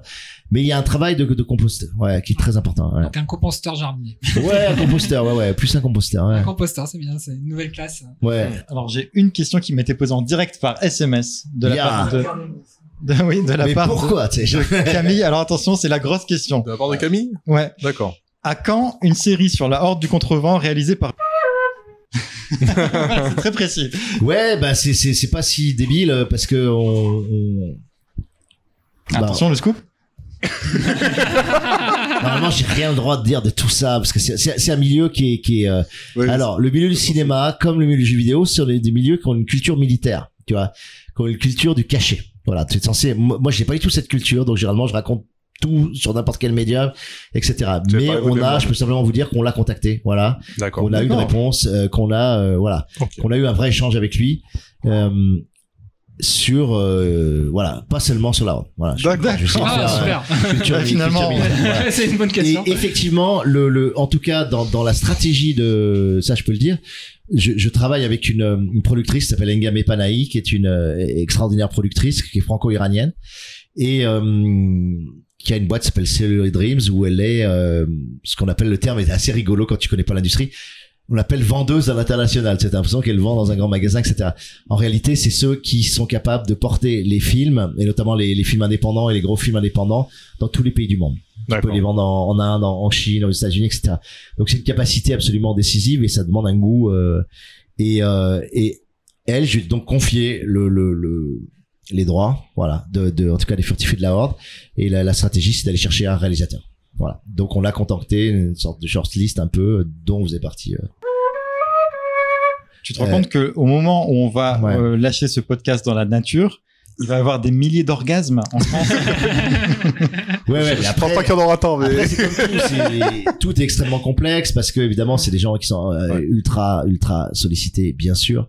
Déjà quand ils te répondent, c'est extraordinaire. Donc, Bien sûr. mais voilà, donc on cherche toujours. On a dans l'idée, et ça je peux juste vous dire ça, que de faire une série télé effectivement sur la Horde, parce que ça s'est prête plus à C'est vrai. une série c'est super long, qu'un long métrage. Je pense que c'est la grosse erreur de Forge, c'est d'avoir voulu faire 2 longs métrages ou 3 longs métrages. Et par contre, les Furtifs, je pense, se prêtent à un format plutôt cinéma, ouais. à un long métrage. Je pense qu'en 2 heures, tu peux faire quelque chose. Voilà. Donc c'est ça. Donc oui, j'espère que ça verra le jour. Voilà, une série télé sur la Horde verra le jour, peut-être en animation, peut-être en réel, je sais pas. Voilà. Je pense à une série la française justement, Cocorico, Arcane, Ouais, de bien sûr, l'univers bien League sûr, of Legends, ouais. qui est une espèce Ouais. de tuerie sans Ouais, c'est nom. super. Qui est un carnage, quoi. Ouais, qui est vraiment très fort. Et si j'imagine une série d'animation sur la Horde avec la même qualité d'écriture, D'image. Bah, si vous nous entendez, vous d'animation, pouvez. le studio qui a créé Arcane, alors j'ai plus Non, le mais nom en tête. paradoxalement, on a eu des Fortiche. propositions, Ouais, tu Fortiche, vois, merci. on a eu peut-être, je sais pas, 5-6 propositions, mais rien de vraiment sérieux, je trouve, hein, sur, que ce soit sur la Horde et les Furtifs, quoi, tu Et, vois. Ouais. est-ce que t'as déjà été en contact, je sais pas, avec Ankama, par exemple, qui sont des poids lourds, quand même? On les connaît en Kama, ouais, bien Ouais. sûr. Mais après, si tu veux, si, moi, je fais confiance à la personne à qui j'ai donné voilà. Ouais. Je sais qu'elle va arbitrer. Elle a une logique que je trouve très juste, qui est de dire, si tu veux maîtriser le projet, tu le maîtriseras jamais dans ces industries-là. Et moi, j'ai absolument renoncé à vouloir maîtriser quoi que ce soit là-dessus. Mais par contre, je veux pouvoir choisir le réalisateur ou la réalisatrice Bien sûr. et aller discuter avec l'équipe de scénaristes. C'est-à-dire que moi, je me positionne en guide spirituel si ça voit le jour. C'est-à-dire que j'irai juste voir le réal ou la réal et puis les scénaristes, je leur dirais voilà, l'esprit de la Horde c'est ça, l'esprit des Furtifs c'est ça. Je vous explique. Si vous voulez que je bosse, que je vous aide à mâcher un certain nombre d'éléments très fins de ce monde-là, je peux le faire, je peux vous aider, ça peut m'éclater. Mais je vais surtout pas rentrer en scénarisation, je vais surtout pas le porter moi-même, parce que là, c'est un coup à te faire des ulcères. Je l'ai fait Bien sur sûr. Forge, le projet de Forge, je le referai plus, tu vois, parce que le producteur te modifie tout et que toi, t'as une vision et que ça sera pas la vision. Donc, Bon, on croise les doigts. Ouais, voilà. Non, mais on croise les doigts, ouais, que ce soit vraiment, qu'il y ait une super réalisation, qu'on trouve la bonne personne. La bonne personne, Voilà. effectivement. Ouais. C'est le moment de poser la question de 2009. Ouais. Alors effectivement, donc dédicace à Ram, du coup, qui disait en 2009, il te posait la question par mail. Alors je sais pas comment vous vous étiez rencontrés, échangés, sais etc. Et tu disais du coup que des années plus tard que quand tu parlais justement du projet de la Horde Contrevent avec la Forge, tu dis je vous ai rencontré, je lirai le mail, il est très chouette, mais je vous ai rencontré comme ça par hasard il y a 2 mois ou il y a 10 ans et pour vous parler du projet de la Horde. Et du coup voilà, pour revenir à cette question de 2009, y aura-t-il une suite un jour? Ouais, donc c'est alors ma réponse c'est j'aimerais qu'il y ait une suite, voilà, parce que le livre a été conçu dès le tout début. Donc le tout début c'est vraiment 2000, c'est avant 2001, hein, je pense que c'est 2000 les premiers linéaments de la Horde et là je devais être édité chez Flammarion et Flammarion me demande une espèce de note d'intention sur le roman. Et là je l'ai encore, cette note d'intention, un jour peut-être on la publiera ou pour les fans ou je sais pas quoi. Mais c'est là que j'explique que c'est un diptyque, c'est-à-dire que c'est 2 tomes. C'est conçu pour être 2 tomes, même pas un triptyque, hein, tu vois, c'était vraiment 2 tomes. Et c'était construit comme un boléro. Il y avait cette image du boléro, c'est-à-dire que je partais de 23 personnages comme si tu avais 23 instruments de musique pour descendre jusqu'à un qui est sauve dans le bouquin. Et le tome 2, c'était le boléro dans l'autre sens. C'est-à-dire que je partais de 1 et j'ai reconstitué toute la Horde jusqu'à 23. Donc, il y avait vraiment ce truc-là. Et donc, la fin du tome 1 est vraiment, on est à l'étiage, quoi. On est, il y a plus que sauve de vivant, quoi. Alors, Enfin, spoiler, pour ceux qui l'ont pas lu. Ouais, voilà. En fait, il y a les Dubka qui sont présents, il y a AOI, etc. Mais voilà. Et du coup, donc, j'ai assez précisément en tête ce que serait le tome 2. Donc, je pourrais le lancer, si je devais faire du commercial, je le lancerais, comme ça, je me ferais plein de fric et tout, ça serait cool. Mais, moi, j'ai vraiment l'exigence que si c'est le tome 2, il faut qu'il soit au moins aussi bien que le 1. Ouais. Ce qui est très rare dans les séries. Donc, ça veut dire que là, j'ai plein de concepts, j'ai plein d'idées qui sont, je trouve, très bien, etc. Mais pas assez bien pour être à la hauteur du tome 1. Voilà. D'accord. Mais ils iraient où? Ils iraient à l'est ou à l'ouest? Ouais, non, mais c'est une bonne question. C'est-à-dire que, déjà, tu peux pas refaire tu peux pas refaire la même chose. C'est-à-dire que tu peux pas refaire un groupe d'humains qui remonte le vent, puisqu'on sait maintenant que, spoil numéro 2, que la Terre est ronde. Non, mais c'est ouf. Et, voilà. Donc, tu vas pas refaire ça. Donc, qu'est-ce que c'est? Comment tu trouves un enjeu aussi puissant que un groupe va chercher l'origine du vent? Tu vois? Le cap narratif, il est tellement tendu, tellement simple, tellement puissant. Mais puis toute la société tourne autour de ça. Enfin, ouais, et en plus, donc t'es sur quoi? Bah t'es sur les autres formes du vent. En vérité, c'est ça le tome 2. C'est-à-dire que on n'est pas sur le vent linéaire, on est sur les vents bouclés. Donc on est sur les chrones, les antéchrones, on est sur le vif, on est sur les glyphes, on est sur toutes les formes bouclées du vent, toutes les formes récursives du vent. Donc l'enjeu est complètement différent. Donc il est plus dispersif, il est plus axial, enfin tu vois, ça modifie tout. Mais pour le faire d'une façon qui soit pas juste ce que j'appelle du tourisme d'univers, tu vois, c'est pas voilà, et en plus il ramène un par un tous les vifs, sauf donc comment il les ramène, de quelle façon, pour constituer quelle horde, etc. Il y a tout un. Ouais, il y a une charge émotionnelle extrêmement puissante, très grande, et en fait ils se battent contre le grand antagoniste, ça devient les antéchrones, c'est-à-dire les chrones dotés de conscience dans le tome 2, alors que l'antagoniste c'est évidemment le vent linéaire dans le tome 1. Donc ça implique une toute autre approche, mais il me manque. Je le sens, il me manque un truc qui fait que je me dis, oh putain, là, ok, là, j'ai un truc qui va tout défoncer, quoi. Alors, voilà. Je propose qu'on brainstorm vite fait pendant un temps. On brainstormer un peu. Mais on avait beaucoup travaillé, tu vois, justement, avec le projet de Forge, c'était génial, parce que là, c'est pareil, on avait une équipe de 6. Il y avait Norbert, toujours, il y avait Léon Henry, qui est un super écrivain que j'adore, etc. Et on avait beaucoup travaillé aussi sur un tome 2, mais c'était en fait la suite du film, quoi. Donc ils avaient amené aussi plein d'idées assez délirantes. Il y avait Norbert, je me rappelle, il y avait une idée super belle, c'était que les pierres et la roche, elles stockaient le vent, tu vois, elles absorbaient le vent et c'était capable ensuite de le restituer, tu vois, comme si elles épongeaient, tu vois.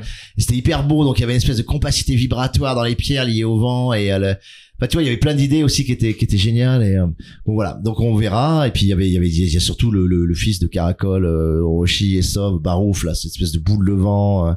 Qui est une sorte de caracol bis et qui aura un rôle très important dans le 2, tu vois, parce que est-ce qu'il se rétro-morphose vers l'humanité ou est-ce qu'il part dans une boule de vent, est-ce qu'il devient l'antéchrone, donc il y a plein de choses super à développer, quoi, mais donc j'avais dit je le ferai à 60 ans, 65 ans, la retraite ou je sais pas quoi. Ouais, tu as dit 60 ans dans le mail, ouais.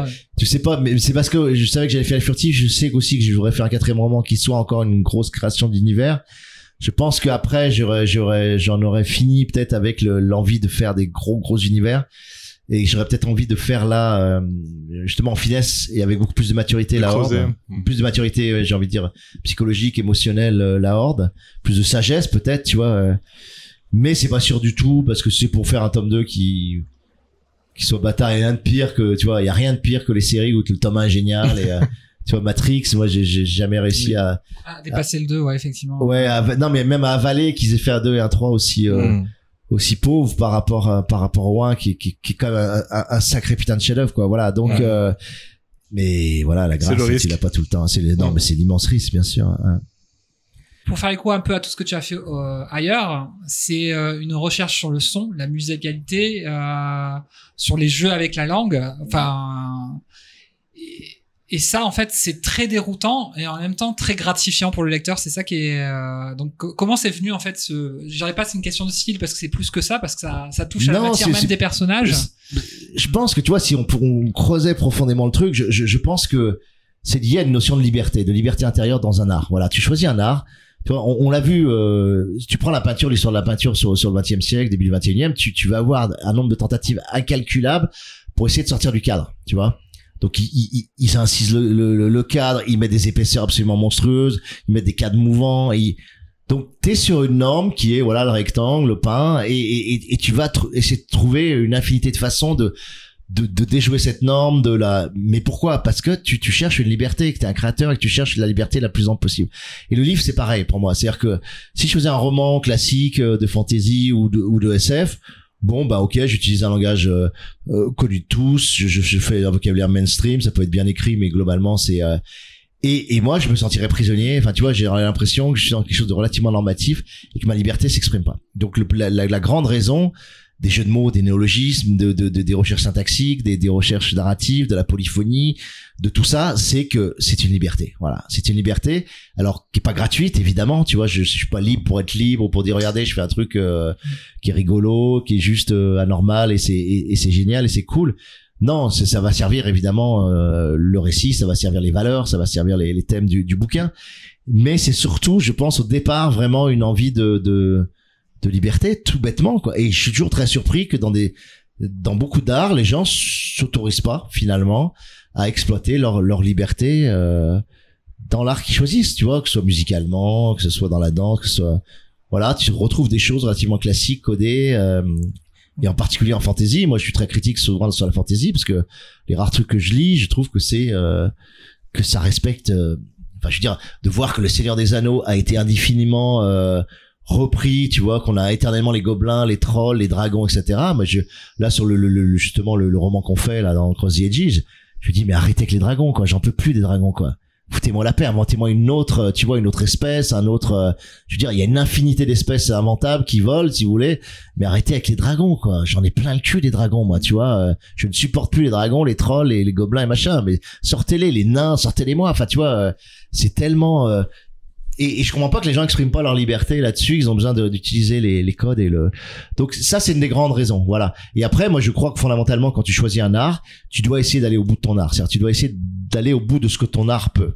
Okay. Et on est très loin d'avoir été au bout de ce que évidemment la littérature peut, de ce que la forme livre peut, de ce que l'objet livre peut. Tu vois, c'est pour ça que j'ai beaucoup travaillé la typographie. Je pense à la Maison des Feuilles. Voilà, la Maison des Feuilles, tu vois, qui est extraordinaire. Qui est une espèce d'œuvre littéraire, mais moi qui m'a, pareil, un peu comme La Horde, qui m'a perturbé en fait, toi, perturbé dans le bon sens, c'est-à-dire que du coup on joue avec l'espace de la page, il y a des notes de recherche universitaire en plein milieu du texte. C'est un truc de fou furieux ça.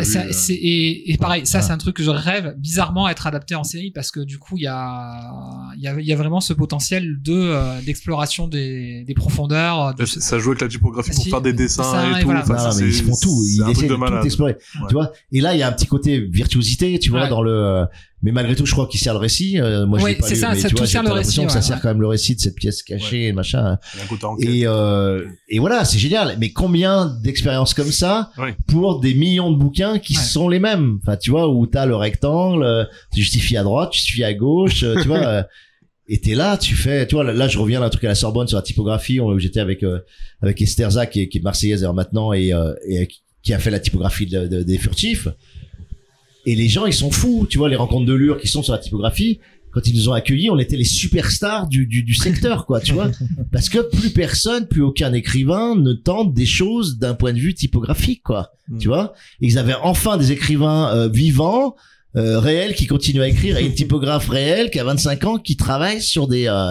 Et tous les typographes, ils étaient comme ça, en pamoison, en disant, mais c'est génial, vous vous rendez compte du pouvoir de la typographie? Je dis oui, je me rends compte du pouvoir de la typographie, évidemment, quoi, tu vois. La typographie, ça fait partie des modes expressifs de l'écrit, quoi, tu vois. Une virgule, ça a une force expressive extraordinaire, un tiret long, point d'exclamation, la forme d'une lettre, ça a un pouvoir expressif absolument dingue. Tous les signes diacritiques, c'est-à-dire tu vois, les petits ronds au-dessus des lettres, les apostrophes, les accents, etc. Tous ces signes diacritiques, cette espèce de poussière de signes, elle est fabuleuse dans ce qu'elle exprime, dans la vivacité qu'elle donne à la page, etc. Pourquoi je vais m'interdire d'utiliser ça? Je veux dire, surtout quand je fais les furtifs, tu vois, il y a... Donc moi, je suis plus surpris de l'inverse, c'est-à-dire que je devrais être la banalité, tout le monde devrait travailler sur des tentatives typographiques ou là, moi, je voudrais travailler un peu comme Marc-Antoine Mathieu sur les découpes de pages, tu vois. Marc-Antoine Mathieu a fait une BD, il a découpé une case et donc tu vois à travers la case découpée 2 pages plus loin. D'accord. Tu vois. Et du coup, il y a une espèce de jeu narratif. Ah ouais, et c'est génialement fait, j'adore, mais c'est l'idée qui m'a le plus épaté, l'idée simple qui m'a le plus épaté peut-être dans les 10 dernières années, mais donc t'es là, t'es page, je dis n'importe quoi, page 22. Donc tu regardes 3 cases, la 4e case, elle a été découpée. Donc tu vois ce qui se passe dans la case 24. Donc t'es une sorte de flash forward, tu vois, mais qui s'intègre dans la page 22 puisque de toute façon, elle est collée et quand t'arrives à la page 24, t'es un effet de déjà vu, puisque tu l'as déjà vu dans la page 22, tu vois. Ouais. Et réciproquement, quand tu tournes la page 23, tu vois ce qui se passe à la page 21, tu vois. Et donc, t'as l'espèce de flashback. Et c'est tout con, c'est un coup de cutter sur une case. C'est Tu génial. vois, C'est génial. après, c'est un coup de génie, mais franchement, c'est un putain de coup de génie, quoi. Et moi, je rêve de le faire, donc je voulais le faire, justement, sur le footing. Mon éditeur m'a dit, ah, t'arrêtes tout, là, parce que ça va coûter 60 € le bouquin, etc. Il faut tout faire à la main. Et, Chaque livre. mais je voulais découper soit des paragraphes, soit juste un mot, etc. Et pour avoir ce phénomène-là, tu vois. Et après, tu peux découper sur plusieurs pages à la fois. C'est-à-dire que ce que tu vois, c'est le mot qui est à la page, mettons, je suis à la page 22, j'ai fait plusieurs découpes, on voit le mot à la page 30, tu vois. Ouais, Mais c'est un mot décisif ou c'est un nom de personnage qui fait que quand tu reviens à la page 30 et que tu reprends les 8 pages qui ont été découpées, tu te rends compte qu'à la page, tu vois. Et c'est génial, c'est un truc de fou. C'est malade. Bon, donc voilà, ça, j'adorerais faire, ouais. Mais c'est vrai la norme, elle est carrément pas là-dedans. Au contraire, on est sur on parlait de Netflix tout à l'heure au niveau de l'écriture des séries, etc. On est sur du plus en plus standardisé. On est sur, les écoles de scénario, les écoles d'écriture aux États-Unis, c'est de la formule. C'est 100% surtout que le scénario, ça s'apprend bien. C'est c'est un des arts industriels qui s'apprend très bien, tu vois. Tu peux apprendre à scénariser. Après, t'es doué, t'es pas doué, etc. Mais t'as en tout cas un certain nombre de méthodes. Il y a beaucoup de cours, il y a beaucoup de livres. T'apprends des choses, voilà. Donc, tu peux très vite normaliser beaucoup la scénarisation, quoi. Et effectivement, on les reconnaît dans les schèmes de récits, on les a un peu. Oui. Quand on voit, le truc à chaque fois qu'on regarde une série avec Jérém ou quoi, qu'on en parle, parce que souvent on regarde des séries en même temps et on s'envoie des SMS le personnage qui a un flashback ou qui va parler de quand j'étais jeune, on sait qu'il va mourir 10 minutes plus tard. C'est le truc. Le personnage qui a jamais raconté sa vie, mais d'un seul coup il parle de sa grand-mère, on sait qu'il va mourir. Non, effectivement, pour avoir beaucoup creusé le sujet dans la thèse, parce que je faisais la thèse sur les processus des écritures au cinéma, et effectivement, j'ai mangé, en tout cas jusqu'en 2010, tous les bouquins de scénario presque possibles et inimaginables. Ouais. Et effectivement, il y avait l'école américaine et l'école européenne, mais tous les bouquins de scénario disaient fondamentalement la même chose, quoi. C'est-à-dire que il y en a qui travaillaient peut-être plus sur l'aspect linguistique ou en termes de récit, donc du coup qui travaillaient un petit peu sur une dimension un peu méta, mais au final, les conseils pour écrire un scénario, c'était tous les mêmes. En fait, c'est ça qui était fondamentalement. Il y a une normalisation. Les manuels, en fait, c'était des manuels, c'était pas. C'était pas autre chose. Alors que le scénario, c'est beaucoup plus complexe que ça, justement. Ouais, bien sûr. Bien sûr. Et puis, tu te rends compte que c'est très piège, je trouve, la scénarisation, parce que t'as l'impression, une fois que t'as fait 2-3 formations ou lu 2-3 bouquins, que tu as compris, que tu maîtrises. Puis en fait, c'est typiquement un art de fausse maîtrise, quoi, tu vois, où et moi, je vois, mes 2 premiers bouquins, La Zone d'Or et La Horde, je n'avais pas ouvert un livre de scénario quand je les ai faits. La Horde est un livre qui est ultra mal scénarisé d'après, tu vois, les codes habituels. Il y a plein de faux. Moi, aujourd'hui, quand je relis le bouquin, je l'ai jamais relu, mais quand je repense au bouquin, je vois toutes les fautes de scénarisation, je me dis, c'est n'importe quoi, en fait, en termes. Mais en littérature, tu peux à peu près tout rattraper, mais comme un grand cinéaste va tout rattraper, même si le scénario est pourri, l'image, elle est tellement extraordinaire, la scène, elle est tellement puissante qu'en termes de scénarisation, même si c'est mal foutu et machin, tu vas, tu vois. Qu'est-ce que tu veux juger en termes de scénarisation, un stalker de Tarkovsky, tu vois? Un stalker Tarkovsky, en scénarisation, le mec, il se tire une balle. Enfin, tu vois, tu montres ça à n'importe quel script docteur américain, le mec, il se tire une balle, tu vois. Et pourtant, tu vois, voilà, c'est... Mais c'est ça qui est horrible, c'est qu'on se dit qu'aujourd'hui, il serait pas produit, ce film. Non, non, mais c'est sûr que non. De toute façon, il y a une infinité de trucs qui seraient pas produits, paradoxalement, alors qu'on prétend à une grande liberté, tu vois. J'ai une question par rapport justement à, tu parlais de Deleuze tout à l'heure. Effectivement, moi, c'est quelque chose qui m'a beaucoup marqué à la lecture de la Horde, mais aussi effectivement, quand tu parles des sociétés de contrôle, pour avoir une petite dimension un peu politique, j'ai l'impression que ce soit dans tous tes 3 romans, et particulièrement dans Les Furtifs et dans La Zone du Dehors, qu'on y plonge les 2 pieds, les 2 mains, on y va tout entier. Donc, qu'est-ce qui qu'a été l'influence justement sur l'écriture? Qu'est-ce que tu as voulu mettre justement ce concept théorisé par Deleuze des sociétés de contrôle dans tes livres, et comment ça t'a agi en fait à l'intérieur, quoi? Ouais, en fait, de toute façon, c'est toujours comme ça. Si un concept te frappe, s'il change ta vie, s'il infléchit ta façon de regarder le monde, c'est que tu l'avais déjà en toi au départ. Enfin, tu vois, c'est-à-dire que quand les gens disent j'adore Nietzsche, j'adore Deleuze, j'adore Bergson, etc., c'est toujours des rencontres. C'est-à-dire que tu rencontres quelque chose qui va résonner avec avec une sorte de vibration intérieure que t'avais déjà, mais que cette vibration, elle va être vraiment amplifiée extrêmement forte, et donc tu vas rentrer en résonance vraiment comme un verre, parce que la personne va infiniment plus loin que ce que toi t'avais pressenti, la petite intuition que t'avais eue, l'espèce de sensation interne que t'avais, mais que t'arrivais pas du tout à exprimer, que t'arrivais pas du tout à intellectualiser, architecturer, et tout d'un coup, tu rencontres quelqu'un qui te le déplie devant toi en disant, mais attends, ce que tu vis, ce que tu sens, ce que tu penses, c'est ça. Tu vois, mais il te le dit pas, lui il a fait son chemin, mais toi tu rencontres bon. Et de l'autre ça a été ça, c'est-à-dire que moi j'étais en école de commerce, j'étais une grande école de commerce comme on dit, j'étais très mal à l'aise avec tout ce qu'on m'apprenait, tout ce que je vivais là-bas, etc. C'était une grande école du capitalisme, quoi, toutes les écoles de commerce. Et je me disais, j'arrivais à un point où j'avais 22 ans, j'avais fait une prépa, j'avais une des meilleures écoles existantes en France, j'allais sortir avec un diplôme prestigieux qui m'ouvrait absolument toutes les portes, où j'allais gagner, je sais plus, à l'époque, c'était à 3 000 € par mois, en sortant, etc. Et, c'est toujours le cas aujourd'hui, hein. Donc, ce qui est scandaleux. Enfin, tu vois, tu sors à 22 ans, tu t'es payé 3 fois plus que n'importe quel smicard, etc. Et je me dis, et je me sentais englué, je me sentais coagulé, j'avais l'impression que quelque chose poissait autour de moi, que j'avais pas une véritable liberté, alors que je devais, normalement, j'avais fait tout ça pour avoir le champ maximum, justement, de liberté. Je me sentais complètement enfermé, en fait, tu vois, et je comprenais pas pourquoi. Et je comprenais bien que c'était pas un problème de police, de gouvernement, d'armée. Enfin, tu vois, c'était pas les régimes disciplinaires habituels qui m'empêchaient puisque il y avait pas l'autoritarisme. Dans ces écoles, t'es très, très libre. On t'encourage énormément à créer tes associations, tes projets, etc. Donc, t'avais une sensation, et pourtant, je me sentais pas du tout libre, quoi. Et je comprenais pas pourquoi. Et je rencontre ce concept de contrôle, et je lis ensuite Michel Foucault, et je pige comment ça marche. Je pige que c'est simplement une mutation des régimes de pouvoir. On avait le régime féodal, puis le régime disciplinaire, 18e, 19e, début 20e. Et qu'on est sorti de l'autoritarisme, on est sorti de la verticalité, on est sorti des pyramides, et on rentre dans un tout autre régime, très neuf, qui à l'époque était assez peu exploré, qui était ce régime de contrôle, qui est devenu aujourd'hui le régime de la trace, puisque là ils ont encore fait plus fort, c'est-à-dire que ils nous donnent une liberté a priori totale de consommation, d'utilisation d'applis, d'utilisation de services. On est dans un monde qui n'a jamais été peut-être aussi libre, en tout cas dans la consommation individuelle, et ils ont besoin absolument de cette liberté pour pouvoir mieux nous aliéner en réalité, parce que pour faire qu'on laisse les traces qu'ils ont besoin qu'on laisse, et réutiliser ces traces, j'ai envie de dire, contre nous, quoi, tu vois, ou en tout cas pour induire un certain type de comportement prévisible, prédictible, de consommation, d'achat, de comportement, de rapports sociaux, etc. Et ça, c'est extraordinaire, c'est très neuf, parce que le numérique a donné une extension au contrôle qui était absolument inimaginable.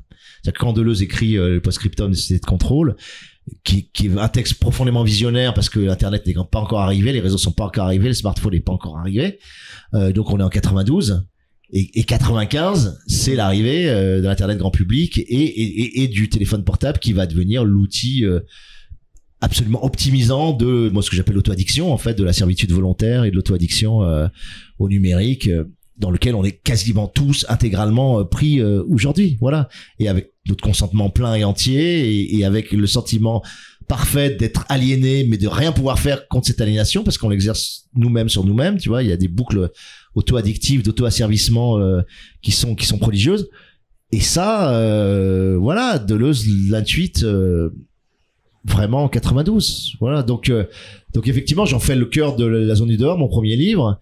Et c'était une façon pour moi de me défaire de ça, tu vois, de me dire comment on peut se libérer, avec cette naïveté toujours de croire que parce que tu révèles, parce que tu pointes, toi, c'est la naïveté Snowden ou la naïveté Julian Assange ou la naïveté GIEC, mais tu peux pas leur reprocher, on est tous dans cette naïveté-là.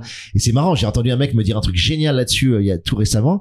Il me disait, en fait, c'est une souche judéo-chrétienne, la révélation. C'est-à-dire que le fait qu'on te révèle quelque chose, ou que Dieu te révèle, tu vois, je dis n'importe quoi sur le mont des Oliviers ou dans le... C'est-à-dire que ce moment où on te donne une information, alors c'est pas une révélation évidemment spirituelle, intuitive, sensorielle, mais elle peut être aussi informative, quoi. Tout va changer. La révélation va tout changer, tu vois. Il y a ce truc-là, politiquement, duquel moi je suis encore très prisonnier. C'est-à-dire que dans la zone dehors, je suis encore dans l'idée que si on arrive à révéler l'architecture de contrôle qui s'exerce sur nous, alors les gens vont tous se révolter, se libérer, machin. Et en fait, il se passe rien, tu vois. Je veux dire, Snowden, il a fait la plus forte révélation, pour moi, hein, jamais produite sur une société, quoi. La révélation d'une surveillance absolument hégémonique, exhaustive, d'une finesse extraordinaire, individualisée sur des masses et des individus qu'on subit à quasiment absolument tous dans tous les pays du monde, etc. Ouais, il y a une acceptance globalisée, quoi. Qu'est-ce qui s'est passé? Rien. Tu vois, il y a eu il y a des articles, on a dit voilà, c'est horrible et machin. On a juste enfermé Snowden, il est exilé en Russie et puis basta, tu vois. Julian Assange, il a sorti des milliers, voire des millions de documents, de leaks, quoi, de fuites diplomatiques ultra importantes, ultra réalistes, enfin véridiques, puisque c'est l'utilisation des canaux diplomatiques, etc. Qu'est-ce qui s'est passé, quoi? Il a juste, voilà, on l'a détruit comme on a détruit Snowden, comme tous ces gens-là ont été détruits, quoi, et par la torture blanche, enfin, tu vois, par une façon de les, voilà. Et pour moi, c'est des croisés, c'est des Christ, quoi, de la révélation qui ont été détruits sur l'autel de la croyance qu'on va, avec une révélation, changer. Et ça, c'est flippant. Enfin, tu vois, c'est-à-dire que on a besoin, même dans les approches révolutionnaires, de se dire une révélation, une belle révélation bien placée au bon moment, elle va tout changer, quoi. Tu vois, moi, j'ai cru, par exemple, sur les migrants. Tu vois, au moment où il y a eu le petit gamin turc, là, de 5 ans, avec son t-shirt rouge, son pantalon bleu, qu'on a retrouvé sur une plage. Ouais. Cette photo, c'est une des plus belles, les plus extraordinaires, les plus belles dans l'horreur et une des plus belles dans la capacité à mobiliser des affects qu'on ait jamais eu pour moi, sur les migrants. Ok.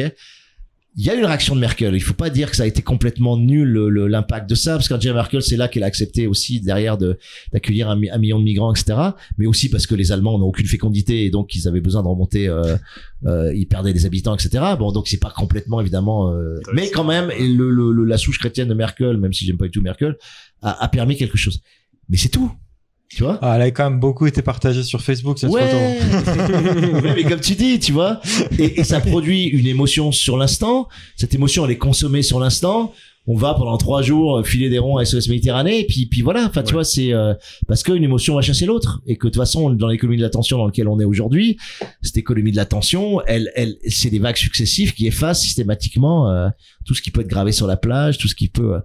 Donc voilà, on est toujours dans ce régime-là. Pour moi, ça reste central. Donc j'ai encore les furtifs, c'est encore une réflexion sur l'envers du contrôle, l'envers de la trace. Qu'est-ce que c'est reconquérir un anonymat? Qu'est-ce que c'est devenir intraçable, insaisissable? Qu'est-ce que c'est une virtuosité ou une vivacité qui échapperait à toutes ces dimensions du contrôle dans lesquelles nous on est complètement aspiré et bloqué? Et puis voilà. Et puis tu te prends le Covid là-dessus, qui vient en plus sur la couche de contrôle rajouter une couche disciplinaire très proche des gestions de la peste que décrit Foucault. De toute façon, donc on nous remet la couche disciplinaire qu'on croyait avoir au moins éliminée, mais là elle revient, et puis là elle restructure tout, tu vois. Et Macron là a remis un énorme épaisseur de couche disciplinaire qu'on avait à peu près éliminé sous le PS. Et le contrôle étant toujours là aussi, donc en plus t'as des collusions extrêmement fortes entre discipline et contrôle que t'avais pas avant. C'est comme en Chine où non seulement t'as une dimension de contrôle très forte, mais qui va être couplée à une punition immédiate. Ou c'est le modèle là-bas. Hein. C'est-à-dire qu'ils ont dépassé. Je me rappelle, j'avais acheté aussi au bal des actifs de Maltravail. Et toutes les nouvelles, et il y en avait certaines, en fait, qu'on s'aperçoit avec horreur que 2-3 ans plus tard, en fait, la Chine mettait en place des idées, des concepts qui étaient dans les nouvelles, quoi. Et les systématisait. Ou dans Black Mirror, quoi. Ouais, ou dans Black Mirror. Que tu suis, d'ailleurs. Parce que les tendances sont là. Enfin, tu vois, quand tu fais de la SF, les tendances sont déjà là. Si t'es attentif, si tu regardes, si tu lis, tu vois des prototypes qui sortent de capteurs. Tu te dis, oula, ça indique qu'ils vont travailler là-dessus, etc. Parce que souvent, les prototypes, ils mettent 10 ans, même des fois même plus, à être généralisés. Donc déjà, ils sont en prototype. Ensuite, ils vont être utilisés par quelques gouvernements ou institutions ou par l'armée. 5 ans après, puis en plus, 5 ans après, ils vont commencer à généraliser au niveau grand public. Puis après, ça devient une autre norme 15 ans après, tu vois. Donc, quand tu bosses en SF, il suffit de regarder un petit peu les prototypes et tu peux faire de la prédiction à 10-15 ans facilement sur ce qui va se passer, quoi. Voilà. Donc, je crois que tu abandonnes un peu la SF d'anticipation, et que tu es un peu plus sur de la SF entre guillemets biologique, je sais pas comment on pourrait appeler ça. Organique. Ou organique, en tout cas plus sur quelque chose de plus présent, moins détaché de la technologie. Et il me semble que tu pars un peu sur cette tendance-là, quoi. Je parle là-dessus, mais je pense que c'est une tendance lourde de la science-fiction actuelle. Enfin, moi avec les furtifs, j'ouvre un peu en tout cas, je montre un peu la bifurcation, même s'il y a plein d'autres œuvres qui l'ont fait avant moi. Mais si tu veux, je crois qu'il y a une patte doigt un peu. Il y a une patte doigt qui est assez intéressante sur la science-fiction, qui a sa vocation évidemment d'anticipation, qui est de dire, pendant très longtemps, en fait depuis les années 70, Et depuis, moi je reviens à la Silicon Valley, donc c'est super intéressant par rapport à la culture hippie et l'influence de la culture hippie sur la Silicon Valley, ce qu'elle a déposé dans l'inconscient de la Silicon Valley et qui continue à guider aussi Google et les boîtes de la Silicon Valley, notamment une horizontalité, l'expression individuelle, le fait qu'ils demandent aux gens d'être créatifs dans la boîte le plus possible. Enfin, il y a plein de choses qui viennent de la culture hippie, de ce qu'ils appelaient la contre-culture, mais qui a été complètement recyclée, réassimilée dans pour le meilleur et pour le pire d'ailleurs, hein, parce que il y a des choses super chouettes aussi dans cette culture, même assimilée par Google. Mais surtout, c'est que les années 70, c'est l'émergence de l'idée du cyberpunk, de dire, et l'idée, moi, en tout cas, je la définis comme ça, et je trouve que c'est ultra important de s'en souvenir. C'est l'idée que le couplage de l'homme avec la machine, l'articulation de l'homme avec la technologie, va produire une émancipation. Tu vois, on est en plein dans l'explosion du mouvement hippie, etc. Donc, dans l'explosion on sort, en fait, je veux dire, ce qu'il faut dire, 68, les années 70, c'est on sort de la société disciplinaire. On s'en extrait. L'autoritarisme est plus supporté, les structures militaires, voilà, le Vietnam, etc. Toute cette espèce de logique patriarcale, disciplinaire, militaire, commence à être écartée, etc. Et on cherche une liberté individuelle, en tout cas, qui doit s'exprimer.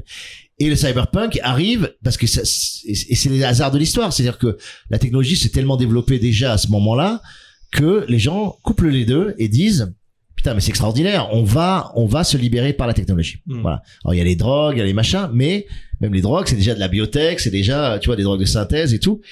Et donc, la promesse qui est extraordinaire du cyberpunk et qui a été tellement exploitée dans tous les mangas, dans tous les films de essai et tout, c'est que, voilà, en se greffant des machines, en se couplant avec des machines, en se mettant des barrettes mémoire, en se mettant, enfin, il y a 1 milliard de façons de le faire, quoi. On va libérer l'être humain. On va l'augmenter, mais on va l'augmenter pour le libérer, on va l'augmenter pour le rendre plus heureux, on va l'augmenter, tu vois. Ça, c'est la grande promesse sur cyberpunk, dans lequel moi, j'ai cru aussi, en tout cas, qui m'a fasciné pendant, et puis, arrivent les réseaux, et puis arrive le smartphone, et le smartphone qui est normalement l'incarnation du couplage le plus intime qu'on ait jamais eu avec la machine, parce que un mec normal aujourd'hui, il a son smartphone tout le temps sur lui, c'est la dernière chose qu'il consulte avant de se coucher, c'est la première chose qu'il utilise quand il se lève, on pourrait lui greffer dans la peau, ça serait pareil, parce qu'il est tellement tout le temps sur nous que, bon, voilà. Et c'est une extension complète de toute notre identité, parce qu'on a toutes nos vidéos, toutes nos photos, toutes nos applis. Donc rien n'est plus authentiquement représentatif de nous aujourd'hui que ce qu'il y a dans notre smartphone avec tous les messages. Donc tu te dis, bah le cyberpunk, ça y est, on y est arrivé. Tu vois, le couplage homme-machine, il a eu lieu. Et en fait, tu te rends compte que ce couplage, au lieu d'atteindre une libération... Alors, il y a des parties, je dis pas qu'il y a pas des parties libératoires et émancipatrices dans l'utilisation des smartphones. Moi, je donne toujours l'exemple de la musique, par exemple. Pour moi, c'est absolument extraordinaire d'accéder à toutes les musiques du monde en 2 clics et donc il y a une émancipation ou une capacité d'aller chercher de l'information passionnante sur le réseau. Mais tout ça, c'est rebouclé pour la majorité, statistiquement, de la population en tout cas, sur des applis auto-addictives, sur une dispersion de l'attention absolument prodigieuse, sur une économie de l'attention qui fait qu'on est dans la capture de notre attention en permanence et que du coup ça explose la capacité à prendre son temps, à être disponible, à s'ouvrir, à créer aussi, tu vois. Moi je pense que la création globale est en train de diminuer, mais à cause de ça, parce que la création exige cette solitude, exige ce temps ouvert pour pouvoir se faire de bonne façon. Donc on a beaucoup d'œuvres hybridées mais de pauvre qualité, tu vois. Et tu te dis, bah le cyberpunk, pour moi il a échoué. Voilà, je peux dire, moi dans mon esprit, après tout le monde gueule dans l'essai quand je dis ça, mais jamais. Moi je dis le cyberpunk a échoué, en tout cas la promesse portée par le cyberpunk a échoué. Ouais. Ce qui est intéressant, c'est que du coup, là, c'est une grande qualité du jeu fait par CD Projekt, le studio qui a fait The Witcher, c'est qu'ils ont réussi ça, en fait. Ils ont réussi à qualifier justement ces sociétés de contrôle, à montrer la mort du cyberpunk, en fait. C'est une ode funèbre au cyberpunk, ce jeu, et génial, quelles que soient les fins qui se passent dans le jeu, en fait, tout montre en fait que c'est une stratégie de l'échec permanente en fait. Mais justement, c'est ce que j'allais dire. Est-ce que c'était pas déjà écrit dans le cyberpunk dès le départ en fait? Est-ce que c'était pas déjà... Enfin, j'ai l'impression que la plupart des œuvres sont plutôt pessimistes sur l'usage de la technologie justement dans la plupart des œuvres cyberpunk. Nous présentent ça comme une manière de... Ouais, il y avait la dimension critique dès le départ dans Cyberpunk qui était très forte, tu vois, une dimension technocritique qui était en tout cas une dimension technocritique au sens où la critique est une façon d'analyser, tu vois, ce que la technologie nous fait. Donc ça y était, tu vois. Mais il y avait quand même malgré tout cette promesse, tu vois. Ouais. Même dans Matrix, tu vois, c'est une incroyable œuvre qui peut être considérée comme très noire, mais il y a quand même la réflexion sur l'émancipation possible, tu vois, que ça peut produire. Donc il y avait toujours cette ambivalence et pour moi il y avait quand même, en tout cas dans la fascination qu'on avait pour ça, il y avait une fascination morbide sur le Terminator, les destructions nucléaires faites par des machines, Skynet, machin, tu vois. Mais il y avait aussi quand même un espèce de truc qui pour moi était sous-jacent. Moi, ce truc-là, pour moi, il est mort. Après, je pense qu'il est, tu sais, c'est comme la mort de Dieu chez Nietzsche, quoi. C'est-à-dire que Dieu est mort, mais ça va mettre des siècles avant que la nouvelle arrive aux oreilles de tout le monde, tu vois. Et le cyberpunk, pour moi, c'est ça. C'est un cyberpunk est mort, mais avant que la nouvelle arrive, c'est bon, on va pouvoir en faire des jeux sur le cyberpunk et des œuvres et des, tu vois. Mais moi, il me semble que maintenant, mais parce qu'on est en haut de la courbe technologique aussi, parce qu'on est dans une courbe d'exhaustion de toutes les ressources naturelles clés, tu vois, on est dans une courbe de pillage absolu de la planète, on est dans une courbe d'extractivisme qui est obscène, quoi, voilà, excessive. Donc, à un moment donné, il faudra bien que cette courbe high-tech redescende vers le low-tech, et pour moi, ce sera une très bonne nouvelle qu'on revienne vers le low-tech. Parce que le low-tech est bricolable, parce que le low-tech est réparable, parce que le low-tech on a la main dessus, etc. Alors que le high-tech c'est précisément de la technologie qu'on peut pas maîtriser, qu'on peut pas contrôler, qui nous contrôle. Enfin voilà. Mais je pense que la bifurcation elle a lieu maintenant. Il faut la prendre, sinon de toute façon on va dans le mur. C'est la bifurcation du renouement avec les forces du vivant, c'est-à-dire avec le végétal, avec l'animal, avec les écosystèmes, avec donc la capacité de se réarticuler à ça avec toutes les connaissances d'aujourd'hui. C'est-à-dire que ça n'agit pas de revenir il y a un siècle ou deux et d'être un paysan à ramasser du bois et faire que dans sa cheminée. On a acquis un nombre de connaissances justement techniques, scientifiques, prodigieuses qui fait qu'on peut avoir une réarticulation au vivant qui va être extrêmement intelligente, extrêmement propice, qui va respecter beaucoup mieux les écosystèmes qu'il le faisait avant, parce que on parle des paysans ou des gens avant, mais ils niquaient pas la planète juste parce qu'ils étaient pas beaucoup, quoi, tu vois. Oui. Mais en fait, ils avaient pas du tout des pratiques écologiques ou je sais pas quoi, tu vois. Faut arrêter avec ce délire qu'il y avait, c'est juste que quand t'es 10 000 sur Terre, bah oui, tu vas pas défoncer une planète qui est aussi gigantesque que ça. Mais voilà. Mais je crois qu'on est mal barré parce que là, a priori, la solution, ce serait plutôt de construire des arbres en plastique avec des petites éoliennes qui vont filtrer du CO2, plutôt que de planter des vrais arbres qui filtrent naturellement le CO2. Ah bah ouais, de toute façon, il y a toujours le techno-solutionniste qui continue, c'est les mecs qui croient qu'on va résoudre les problèmes posés par la technique par la technique.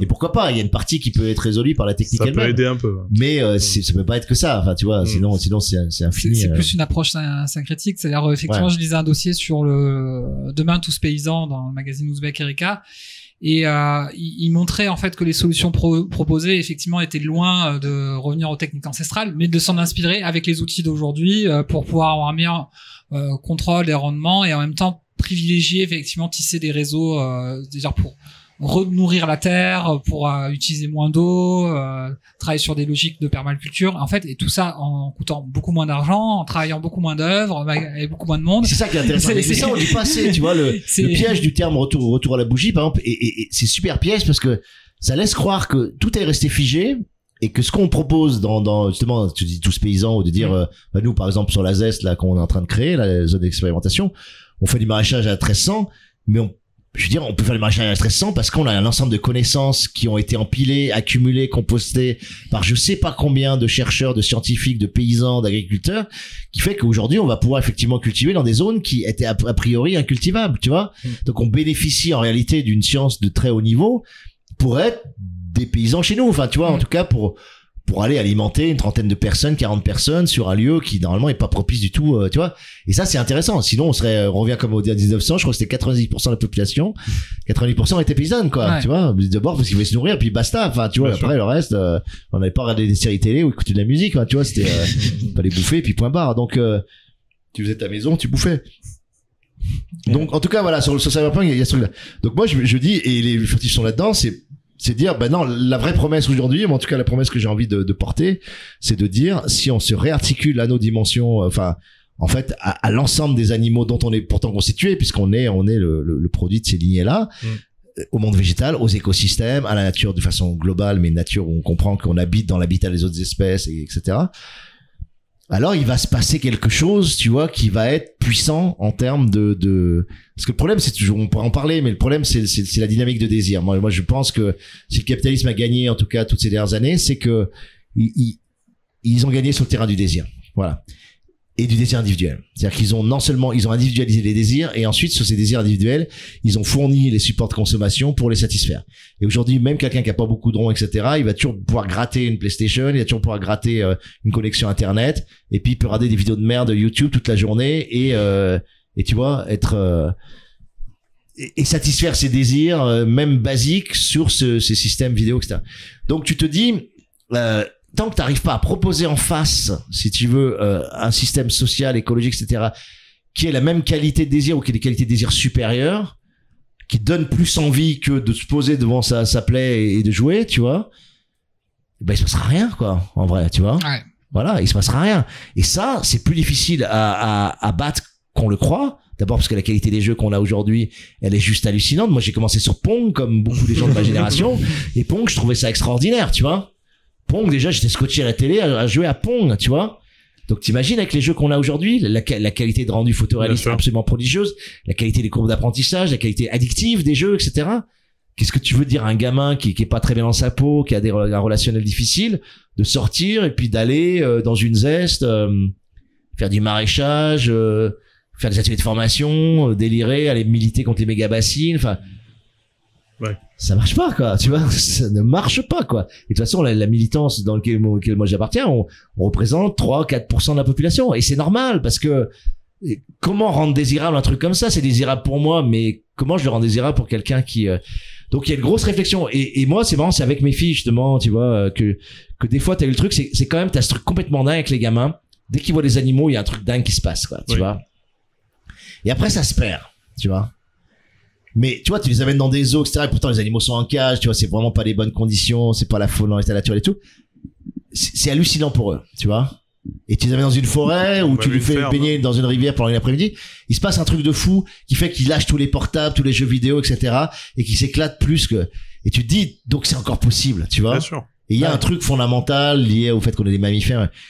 Mais il faut, voilà. Et il faut le déployer et donner envie de découvrir ces animaux. Comment, donc, tu leur apprends le pistage, tu leur apprends, tu vois, tu fais comme Morisot, apprendre le pistage, le côté thriller du pistage, l'observation, comprendre la vie des animaux, comprendre que, voilà, même une araignée qui est dans ton plafond, tu vas pas enlever la toile parce que tu lui expliques tout le monde vibratoire dans lequel vit l'araignée, que c'est absolument extraordinaire, qu'elle perçoit que les vibrations et que... Pour te faire un parallèle, là, on a fait une sortie en fin d'année avec tous les élèves, hein. Du coup, ce qui était chouette, c'était qu'on avait des papas d'élèves qui étaient guides spécialisés naturalistes. Et j'ai vu mes élèves scotchés pendant toute la randonnée, c'est-à-dire qu'on s'arrêtait, on regardait la faune, l'arbre, le type, et à la fin ils avaient tous retenu, ils reconnaissaient les cris d'oiseaux, ils étaient à fond, en fait, ils étaient à fond, alors qu'on a marché, on a fait 10 bornes, quoi, et la plupart ils se plaignaient dès qu'on a fait 30 mètres, donc il y a vraiment effectivement ce lien-là qui se tisse hyper naturellement avec les enfants, et effectivement, je pense que il y a quand même une grosse part des adultes qui cherchent à renouer ce lien-là ou qui l'ont jamais perdu. Surtout quand tu redeviens parent. Ouais, surtout quand tu deviens parent. Ouais. Ça, t'as ce retour-là. Complètement. Ouais. Et on est très, comment dire ça, on est très teubé aujourd'hui pour le faire. C'est-à-dire qu'on revient tellement loin, c'est-à-dire la coupure avec le monde naturel a été tellement forte pendant 2 siècles. Enfin, vraiment, ce qu'on appelle la modernité, c'est l'apparition d'un anthropocentrisme tellement fort, cet anthropocentrisme que, voilà, on a une coupure. Et du coup, les renouements, ils prennent des formes qui peuvent être ridicules aujourd'hui, mais donc pour moi, il faut pas se moquer parce que on réapprend, tu vois. Et les gens, ils viennent là faire des stages, enlacer des arbres, etc. Moi, tu vois, je regardais ça, je disais, putain, c'est vraiment ridicule. Tu vois, une fois, on m'a fait faire un truc, tu vois, tu tombes bandes les yeux et puis tu marches dans la forêt, tu commences à toucher des trucs, des champignons. Et en fait, effectivement, ils se repassent des trucs, des liens, mais on redémarre par des choses qui sont de l'extérieur relativement ridicules, en fait. Oui. Mais la distance avec ce monde-là est tellement forte. Moi, j'hallucine, hein, tu vois. Là, on a fait les premiers stages, tu vois. Donc, école des vivants, machin, on fait un premier stage. Et je fais venir, pourtant, vraiment high level, hein. Donc, Université Paris 8, tu vois. Avec Yves Sitong, un philosophe que j'adore, un gars qui est très fort en art contemporain. Et un groupe d'étudiants, quinzaine d'étudiants, tu vois, d'un truc qui s'appelle l'Artec. Donc, association, je sais plus comment ça veut dire. Enfin, c'est art et technologie, en gros, tout simplement. Donc, que des thésards, des doctorants, on sort, on discute, travaille sur l'idée de terraformation, on fait une rando, quoi. Et à un moment donné, tu vois, c'était l'automne, et je leur dis, bah tiens, on va aller chercher les champignons, etc. Donc on a été dans la forêt, et puis on a pris des sanguins. Il y en avait 80% qui avaient jamais ramassé un champignon de sa vie, quoi, tu vois. Et pour eux, c'était un moment extraordinaire. Tu vois, la nature donnait quelque chose, ils pouvaient le ramasser, ils l'ont fait cuire, ils l'ont mangé le soir, tu vois. Ils savaient même pas comment on cuisait un champignon, s'il fallait les laver, pas les laver, enfin, tu vois, et juste de chercher les champignons, en pleine nature, de soulever les feuilles, de trouver les sanguins, avec cette espèce d'orange foncé, tout ça, ça a été un moment génial pour eux, quoi, tu vois. Et là, je me suis dit, putain, Je suis sur des gens qui normalement sont sensibles déjà à ça, qui viennent à l'école les vivants pour ça. Oui. Et juste leur faire un champignons, les gars, j'aurais retourné le cerveau, quoi. Tu vois? Et là, je me suis dit, putain, mais on part de loin. Ouais. Mais hallucinant, quoi. Un autre stage que j'avais fait, bah, justement, le stage, Cosmos, ton Cosmos, campement, ouais. etc., sur la création de l'univers. À un moment donné, donc on monte en haut d'un sommet, puis après on redescend dans la forêt, c'est hyper raide. Et à un moment donné, t'as presque un couloir de feuilles, tu vois, une vallée de feuilles. Et donc ils se foutent, ils arrivaient pas à descendre, ils se cassaient tous la gueule, parce qu'en plus c'est des culbutos, hein, ils viennent de Paris, eux ils marchent que sur des surfaces planes, quoi. Donc la surface est pas plane, ils tombent, quoi, tu vois. Donc là, c'était évidemment la pente, ils tombaient tous, machin. Et à un moment donné, t'as des feuilles, et ils glissent sur les feuilles, tu vois, ils font de la luge avec les feuilles. Et la fin du stage arrive, on fait le débrief du stage, tu vois. Donc non, c'était sur parler vif, c'est comment tu passes d'écriture à la scène. Et donc moi je l'avais appris là des trucs super profonds sur la syntaxe, les tribus de phonèmes, les peteke, les bedege, les sonances, les machins, des trucs super fins, machin, bon et tout. Ok, donc je leur dis voilà, quel est le meilleur moment de la semaine, qu'est-ce que vous avez retenu vraiment bah la descente en luge dans les feuilles. Tu vois? Et bon, alors, j'avais un peu les boules par rapport à mes cours et machin, tu vois, espèce de. Et en fait, je me suis dit, mais c'est génial, en fait, tu vois, ça veut dire à quel point, tu vois, on est. Et je comprends. C'était la vraie dimension ludique de la semaine. Il y avait un truc complètement enfantin à glisser sur ces feuilles. La forêt était magnifique, tu vois, il faisait beau, ils avaient galéré dans les pierriers, et tout d'un coup, il y a ce truc où ils descendent super vite sur le. Et il se passe un moment de grâce, tu vois, qui est un moment vidéoludique en fait, enfin, qui est un moment ludique, quoi, tu vois, c'est comme jouer à un jeu vidéo, mais sauf que c'est en vrai, et tu dis bah c'est ça qui m'a. Et là le terrain du désir, parce que quand tu retiens un truc d'une semaine, c'est quoi, c'est ce qui a touché ton désir, tu vois. Et bah c'était ça. Et là moi ça m'a fait réfléchir. Je me suis dit putain, en fait c'est là-dessus qu'il faut jouer. Ouais. Faut rendre les choses plus ludiques, faut, tu vois, et ce qu'on a dans le jeu vidéo, pourquoi ça marche, je veux dire, parce que c'est du jeu, quoi. Oui. Et cette puissance de jeu, ça active un désir incroyable. Donc ce désir, il faut le retrouver, mais dans le monde réel, quoi, tu vois. Donc il y a des grandeurs nature, etc. Mais il faut. Donc Ouais. bon là, moi je pense qu'il faut réfléchir là-dessus. Sinon il y aura pas de bifurcation, puis on va finir dans le technococon enfermé, on va finir dans le métaverse avec un casque de réalité virtuelle et basta, quoi. C'est parti pour. Hein. Ouais, c'est bien parti. Je peux te dire, j'ai vu les mecs de Meta à Silicon Valley, ils sont à fond, hein, quand même. Ouais. Est-ce que ce serait pas le moment d'avoir de manière assez brève pour pas te retenir trop longtemps? Question-réponse. Non, ouais, à la limite les sushis et le teriyaki. Ah bah oui, hein, Ouais. si c'est quoi ton sushi en ce moment? Ouais, toi Un truc qui t'a emmerdé récemment. Ouais, voilà. Qui m'a emmerdé. Ouais, récemment. récemment, ça peut être pop tous les culturel, niveaux. politique, ce que tu veux. Personnel, ça Voilà. peut être, d'accord. Ouais, il y a une infinité de trucs. Bon, tiens, un truc d'aujourd'hui, tiens, tu vois, mais j'en aurais 50, hein, mais un truc d'aujourd'hui. Donc aujourd'hui, on décide avec ma copine de, on va habiter à la montagne. Elle va avoir 2 jours par mois, enfin 2 jours par semaine ici à Marseille pour aller, en gros, de la plaine à son lycée qui est à 20 minutes. Et je lui dis, bah on va essayer en trottinette. On va le faire en trottinette. Comme ça, on verra si c'est cool ou pas de. Donc moi, j'ai pas de smartphone, donc je peux pas faire de la trottinette, tu vois. Donc je dis, donc, on se galère déjà un quart d'heure, 20 minutes, pas de connexion, le Google qui se déconnecte, les machins, enfin tout est super merdique juste pour télécharger l'application, tu vois. Laborieux au plus haut point, alors que normalement, tu sais, ils te disent flasher le QR code et tout est machin. Bon. Ça se déconnecte, ça machin. Bon, je te passe les détails. Ok. On arrive enfin à comprendre le système. On arrive enfin à trouver une trottinette qui n'est pas vidée en batterie, parce que tu les vois partout, les trottinettes. Ouais. C'est génial, en fait, les trottinettes, c'est fabuleux. On va pas se faire chier. Quelle fluidité, quelle virtuosité dans la ville. En réalité, la plupart sont déjà vidées, quoi. Ouais. Donc, en fait, on a très peu qui sont opérationnels. Donc, on trouve, on fait, je sais pas combien de 300 mètres, on va trouver une trottinette, on la démarre, ça finit par marcher, on déverrouille, machin, truc cool. On arrive, on fait le trajet jusqu'au lycée. Et là, on pose la trottinette, je dis, ouais, bon, c'est quand même cool, là, on la pose où on veut, n'importe où, toi. Toujours, on nous vend de la liberté, tu vois, de l'émancipation, etc. En fait, c'est ultra aliénant, tout est ultra aliénant. Et t'arrives, et là, t'appuies sur terminer la course, et il te met, vous n'êtes pas dans une zone de parking autorisée, quoi, tu vois. Non, sérieux. Et t'es là, t'es sur un trottoir, enfin, tu vois, normalement, c'est ce que me vend, moi, c'est Oui, ce que c'est j'ai le cru principe. de la trottinette, tu vois, Ouais. parce que moi, je suis encore naïf sur ces conneries et tout ça, bon. J'ai encore la fascination technologique et tout, bon. Et en fait, non, t'as des zones définies par des cercles. Et si tu déposes pas la trottinette dans ces zones, et avec la bonne géolocalisation, parce que il faut que ton smartphone soit collé à toi pour que tu sois, tu vois, qu'ils reconnaissent eh ben, ça marche pas. Et donc, tu ne peux pas arrêter la course. Donc, on a payé, je sais plus combien, 11 €, 12 €, tu vois, pour un truc parce que ça s'est étendu jusqu'à 40 minutes et machin. et on pouvait pas poser, tu vois. Donc voilà. Et pour moi, c'est tellement emblématique de tout ce qu'on nous vend, tu vois. Il y a rien de plus métaphorique normalement de la liberté et de la fluidité en ville que la trottinette, tu vois. N'importe qui peut rouler sur une trottinette. T'as même pas d'effort à faire. C'est électrique. Il y en a partout. Tu peux serpenter à la fois. Tu peux tricher parce que tu vas sur les trottoirs, tu vas à côté, tu vas sur les voies cyclables, tu vas. Bon, ok. Tout incarne la liberté dans le monde. Et en réalité, c'est une putain de masse de contraintes, de normalisation, tu vois. Voilà. Et ça, c'est mon sushi. Moi, j'en ai ras le cul de tout ça, quoi, tu vois. Et t'as juste envie de piquer un vélo et puis de rouler et puis voilà, tu vois. Et je comprends les gamins qui ont piqué mon scooter et qui, voilà, qui vont s'amuser avec parce que c'est tout ce qui reste, quoi, tu vois, quand tu veux t'amuser. Donc ça, ouais. Dans le même ordre d'idée, je sais pas, tu vois la Cadenelle. Ouais. Et tu vois le restaurant qui est tout en haut là. Ouais. J'avais un repas avec l'entreprise la semaine dernière là-bas et il y avait le fils de mon patron qui devait le rejoindre et qui est venu en trottinette. Sauf que bah pareil, sa zone de parking c'était tout en bas. Du coup, il a dû se taper tout le truc. Non, mais c'est drôle. Enfin, tu vois, il y a un moment donné où c'est drôle.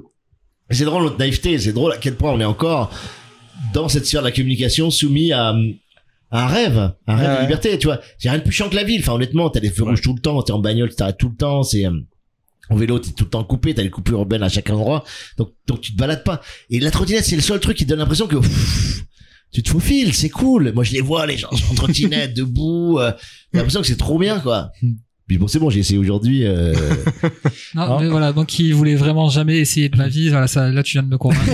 Jamais je mettrai les pieds sur une trottinette. Donc, après, ça veut dire que, tu vois, autant moi les Vélib, j'en utilise et machin, même à Marseille. Donc tu sais que t'as un rack, tu dois aller sur ce rack. Mais à la rigueur, c'est honnête, quoi. Oui. Tu vois. Simplement s'il le disait à l'avance. Voilà. Mais là, et en plus, t'as la dépendance évidemment à la connexion. C'est-à-dire que si t'as plus de connexion, tu n'existes plus, quoi. Tu vois, l'homme déconnecté, c'est un homme qui est en panique totale. Et là, on a été déconnecté, je sais pas pourquoi, tu vois. Et donc, sans connexion, donc là, dû rebooter toute l'appli, les machins, pour juste aller se foutre dans un parking et, par contre, le compteur, il continue à marcher, tu vois. 40 minutes, 41 minutes. Et puis, tu vois, c'est ce compte à rebours, putain, mais c'est furieux, c'est furieux. Il y a pareil, il y a un système de location de voitures électriques là sur Marseille. Ah ouais. Mais sauf que voilà, tu dois aussi garer ta voiture dans une zone particulière. Et sauf que les zones, elles sont super restreintes en fait. Parce que je sais que tu peux en prendre un, genre à Sainte-Marguerite, tu peux prendre une voiture. Mais en fait, tu peux la garer que là. Tu peux la garer qu'au métro Sainte-Marguerite. Voilà. Si jamais tu veux aller un peu plus loin, tu peux pas la garer. Tu continues de payer en mode la voiture est éteinte, mais tu payes un peu moins cher. Du coup, tu payes moitié prix, mais tu continues de payer. Il faut que tu la ramènes à Sainte-Marguerite après, si jamais tu veux ou alors que tu la mettes ailleurs dans une autre zone qui est autorisée, comme à la plage ou. Mais toi, et ça paraît génial de dire je peux prendre la voiture n'importe où. J'ai même pas besoin d'avoir une voiture. Enfin, tu vois, dans l'idée, elle est super. Mais. J'aurais jamais cru qu'il y ait ces contraintes-là, en fait. Moi, non, mais moi non plus. Enfin, tu vois, moi, je me suis dit, bon, voilà, on a qu'à, bon, déjà, évidemment, écologiquement, la trottinette, on sait que c'est un truc, c'est horrible, parce qu'ils en jettent plein dans le Vieux-Port, dans l'Uvaune, dans le machin, et qu'il y a gâchis dingue, et que ça coûte énormément, parce que c'est de l'aluminium, et que le bilan écologique, il est catastrophique, donc tu vois, j'ai jamais utilisé. Mais là, moi, je suis passé au skate électrique. C'est super pratique. Par contre, je risque ma vie à chaque seconde. Ouais. Ah ouais, j'imagine. T'as le skate électrique, c'est la classe. Ouais. Le premier jour, c'est bien d'ailleurs. Très futur. C'est très retour vers le futur. Le deuxième jour. Oui, carrément. C'est carrément les sensations d'être un petit Marty McFly qui vole pas, quoi. L'overboard. Et du coup, le corollaire, enfin l'inverse, le revers de la médaille, quel est ton teriyaki, la chose qui t'a plu récemment? La bonne nouvelle, le coup de cœur, ce que tu veux. Ah, putain, c'est dur. Qu'est-ce qui m'a plu Ouais, il y a un truc mais je peux pas en parler. C'est un atelier qu'on a fait qui était super. Un atelier d'action directe, c'était super au rail, mais je peux pas trop parler de ce qu'on a dit, mais non, je peux parler de ça, ouais. Allez, je peux parler de ça quand même, mais sans détailler. Donc dans le projet de zone d'expérimentation qu'on fait à la montagne, là au-dessus de Sisteron, il y a l'idée donc cette école des vivants, donc c'est des ateliers de formation, mais qui sont pour nous des ateliers de transformation du monde, on va dire, parce que pour moi tu n'es formé que c'est transformé en fait, mais et on a décidé, c'était un truc que je voulais faire depuis très longtemps. On a fait un atelier d'action directe, c'est-à-dire vraiment des actions qui ont une efficacité directe sur le monde, avec un mélange d'artistes et d'activistes. Voilà, c'est vraiment de spécialistes des luttes, enfin des spécialistes des luttes, ça veut rien dire, mais des gens qui ont 30 ans qui ont 30 ans de militance, de lutte, d'action directe même, qui sont entrés dans les centrales nucléaires, qui ont, tu vois, voilà, qui sont Extinction Rébellion, Terre de lutte, Soulèvement de la Terre, enfin des choses comme ça. Et on a mélangé ces groupes-là pour essayer de proposer des donc c'était compliqué à faire parce que chacun vient de mondes différents.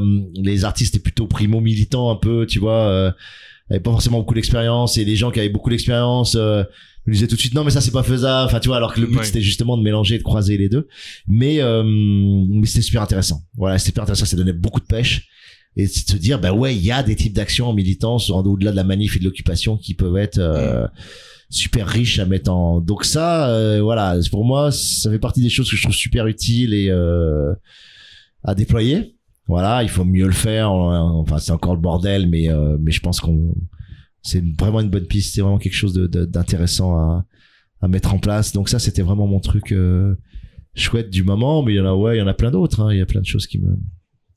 Et ce que dont tu parlais là, les stages et tout ça, c'est un service ou une prestation que tu proposes, et ça se présente comment en fait? Je savais pas que tu faisais ça. Ouais, donc c'est là, alors il y a deux trucs, parce que il faut faire vivre le lieu, donc il y a des ateliers qui sont payants, des ateliers artistiques, par exemple, comment tu crées un univers narratif et une bible d'univers. Bon, bah ça c'est un atelier payant, et ça s'adresse aux game designers autant qu'aux créateurs de séries télé, autant qu'aux écrivains qui veulent faire un roman, autant qu'à des producteurs, etc. Donc là, on propose des stages, donc c'est des pros qui évidemment, enfin des gens qui sont très forts dans leur domaine, comme Jeux Sensibles là qu'on va faire 8 au 12 juillet, on va faire de la pub sur le là c'est génial, c'est 4 game designers de très bon niveau, dont les designers de Life is Strange notamment, Will Barbet, qui vont pendant 5 jours t'apprendre au niveau supérieur, presque au niveau méta, mais aussi très concret, ce que c'est un jeu. Voilà.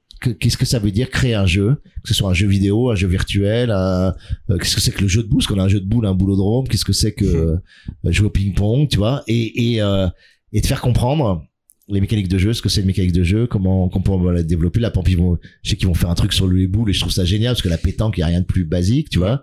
Et les mecs vont partir de dire, bah, tu vois, la boule qui est la plus proche du cochonnet, elle gagne, l'autre il est obligé de jouer. Ok, là on a les règles de jeu.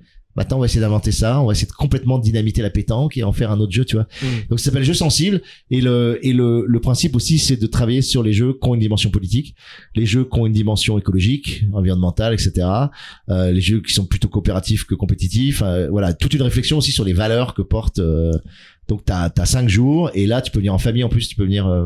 Père peut venir avec ses 2 gosses. Donc quand tu sais pas quoi faire tes gosses, c'est super sympa. Voilà, donc il y a ce côté et après il y a aussi des ateliers qui sont des ateliers gratuits, des ateliers militants comme celui qu'on a fait Action Directe, où là bah voilà, c'est gratos, on accueille et on essaye de trouver des types d'actions et sensibiliser aussi un peu, j'imagine. Ouais, sensibiliser bien sûr. Ouais. Là on va accueillir les faucheurs volontaires, les faucheurs d'OGM. Donc ils viennent à 120, c'est leur assemblée générale annuelle. Donc là, on fait les prix minimaux. Il y a le camping gratuit aussi. Donc c'est des trucs où on perd de l'argent. Enfin, si on raisonnerait comme des capitalistes, on perd de l'argent. Donc après, toute la difficulté aussi des lieux comme ça, c'est comment équilibrer pour pas être dans le rouge. Donc normalement, les ateliers artistiques professionnels permettent de dégager un peu de marge, qui permettent de faire les ateliers militants qui eux vont être gratos, quoi. C'est ça le principe. Voilà. Pour l'instant, on perd un fric dingue. Et mais c'est le début. Enfin, tu vois, on va essayer d'équilibrer le truc et ça s'appelle comment du coup? Est-ce que t'as un site web? Ouais, donc c'est École des Vivants. écoledesvivants.org en fait. D'accord. Je te ferai partager le lien. Ouais, mais je regarderai ça. Je pense que les auditeurs aussi. Voilà, tu vois, cet été, on a des trucs, on a Jeux Sensibles, on a un atelier qui est super aussi sur, moi j'appelle livre vivant, mais parce que, en fait, tu apprends à faire un livre en 5 jours avec des presses à l'ancienne, des plombs typographiques, tu fais le texte, tu fais les images, tu imprimes, tu fais la lithographie, et tu relis, tu fais la relance aussi. Donc à la fin, on sort vraiment un bouquin entier en 5 jours, ce qui est assez cool. Et après, on en a un autre, bah on refait par les vifs, c'est-à-dire vraiment comment t'écris pour la scène, comment t'écris pour jouer, pour performer sur scène. Donc Alain, on va te laisser juger cette pizza qui est pour nous assez classique, même si on a changé un petit peu le parfum. Ouais, et ben écoute, j'ai bien aimé. Moi, c'est marrant, c'est un peu entre la pizza, je trouve italienne classique avec un côté pas forcément super cuit, mais la pâte est très bonne et tout ça. Et la pizza américaine qui est souvent très très cuite, très chargée, très dense, tu vois. Et là, il y avait un côté très dense et il y a beaucoup, tu vois, c'était bien cuit, bien dense, c'était bon. mais un peu chargé, un peu calorique, quoi, tu vois. Voilà, bon, j'ai bouffé les 3/4 de la pizza aussi. Mais je me suis régalé quand même, franchement, ouais, j'ai bien aimé. Mais, tu vois, c'est une mode pizza où, je trouve qu'on pourrait faire, on pourrait délirer vraiment sur les pizzas, mais il y a une psychologie de la pizza, mais là, c'est des gens qui veulent l'en donner pour ton argent, tu vois. Donc, ils densifient la pâte, la pizza, la cuisson, tout est dense. Elle est généreuse. Ouais, c'est généreux, mais c'était un peu too much, quoi. Tu vois, il y a pas ce côté aérien que tu peux avoir dans certaines pizzas. C'est vrai. C'est, voilà, bon. Ouais, je pense que c'est peut-être la meilleure revue pizza qu'on ait eue. C'est là, je pense qu'on va s'en inspirer pour améliorer nos futures revues pizza. Alors peut-être qu'on va retirer, ça va être la retraite de la revue pizza. Partir sur ce concours de gloire. On va faire une revue sushi après. Ouais, ça pourrait. J'aurais pu faire hier, j'ai mangé des sushis. C'est très bon. Bah, merci beaucoup. Ouais, merci à vous. Donc, couper tous les trucs dingues que j'ai merci en tout cas Alain d'être venu dans cette émission, quoi. Ah ouais, c'est bien cool, quoi.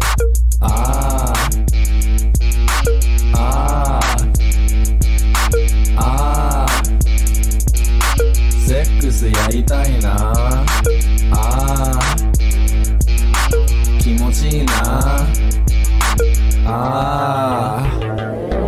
セックス気持ちいいな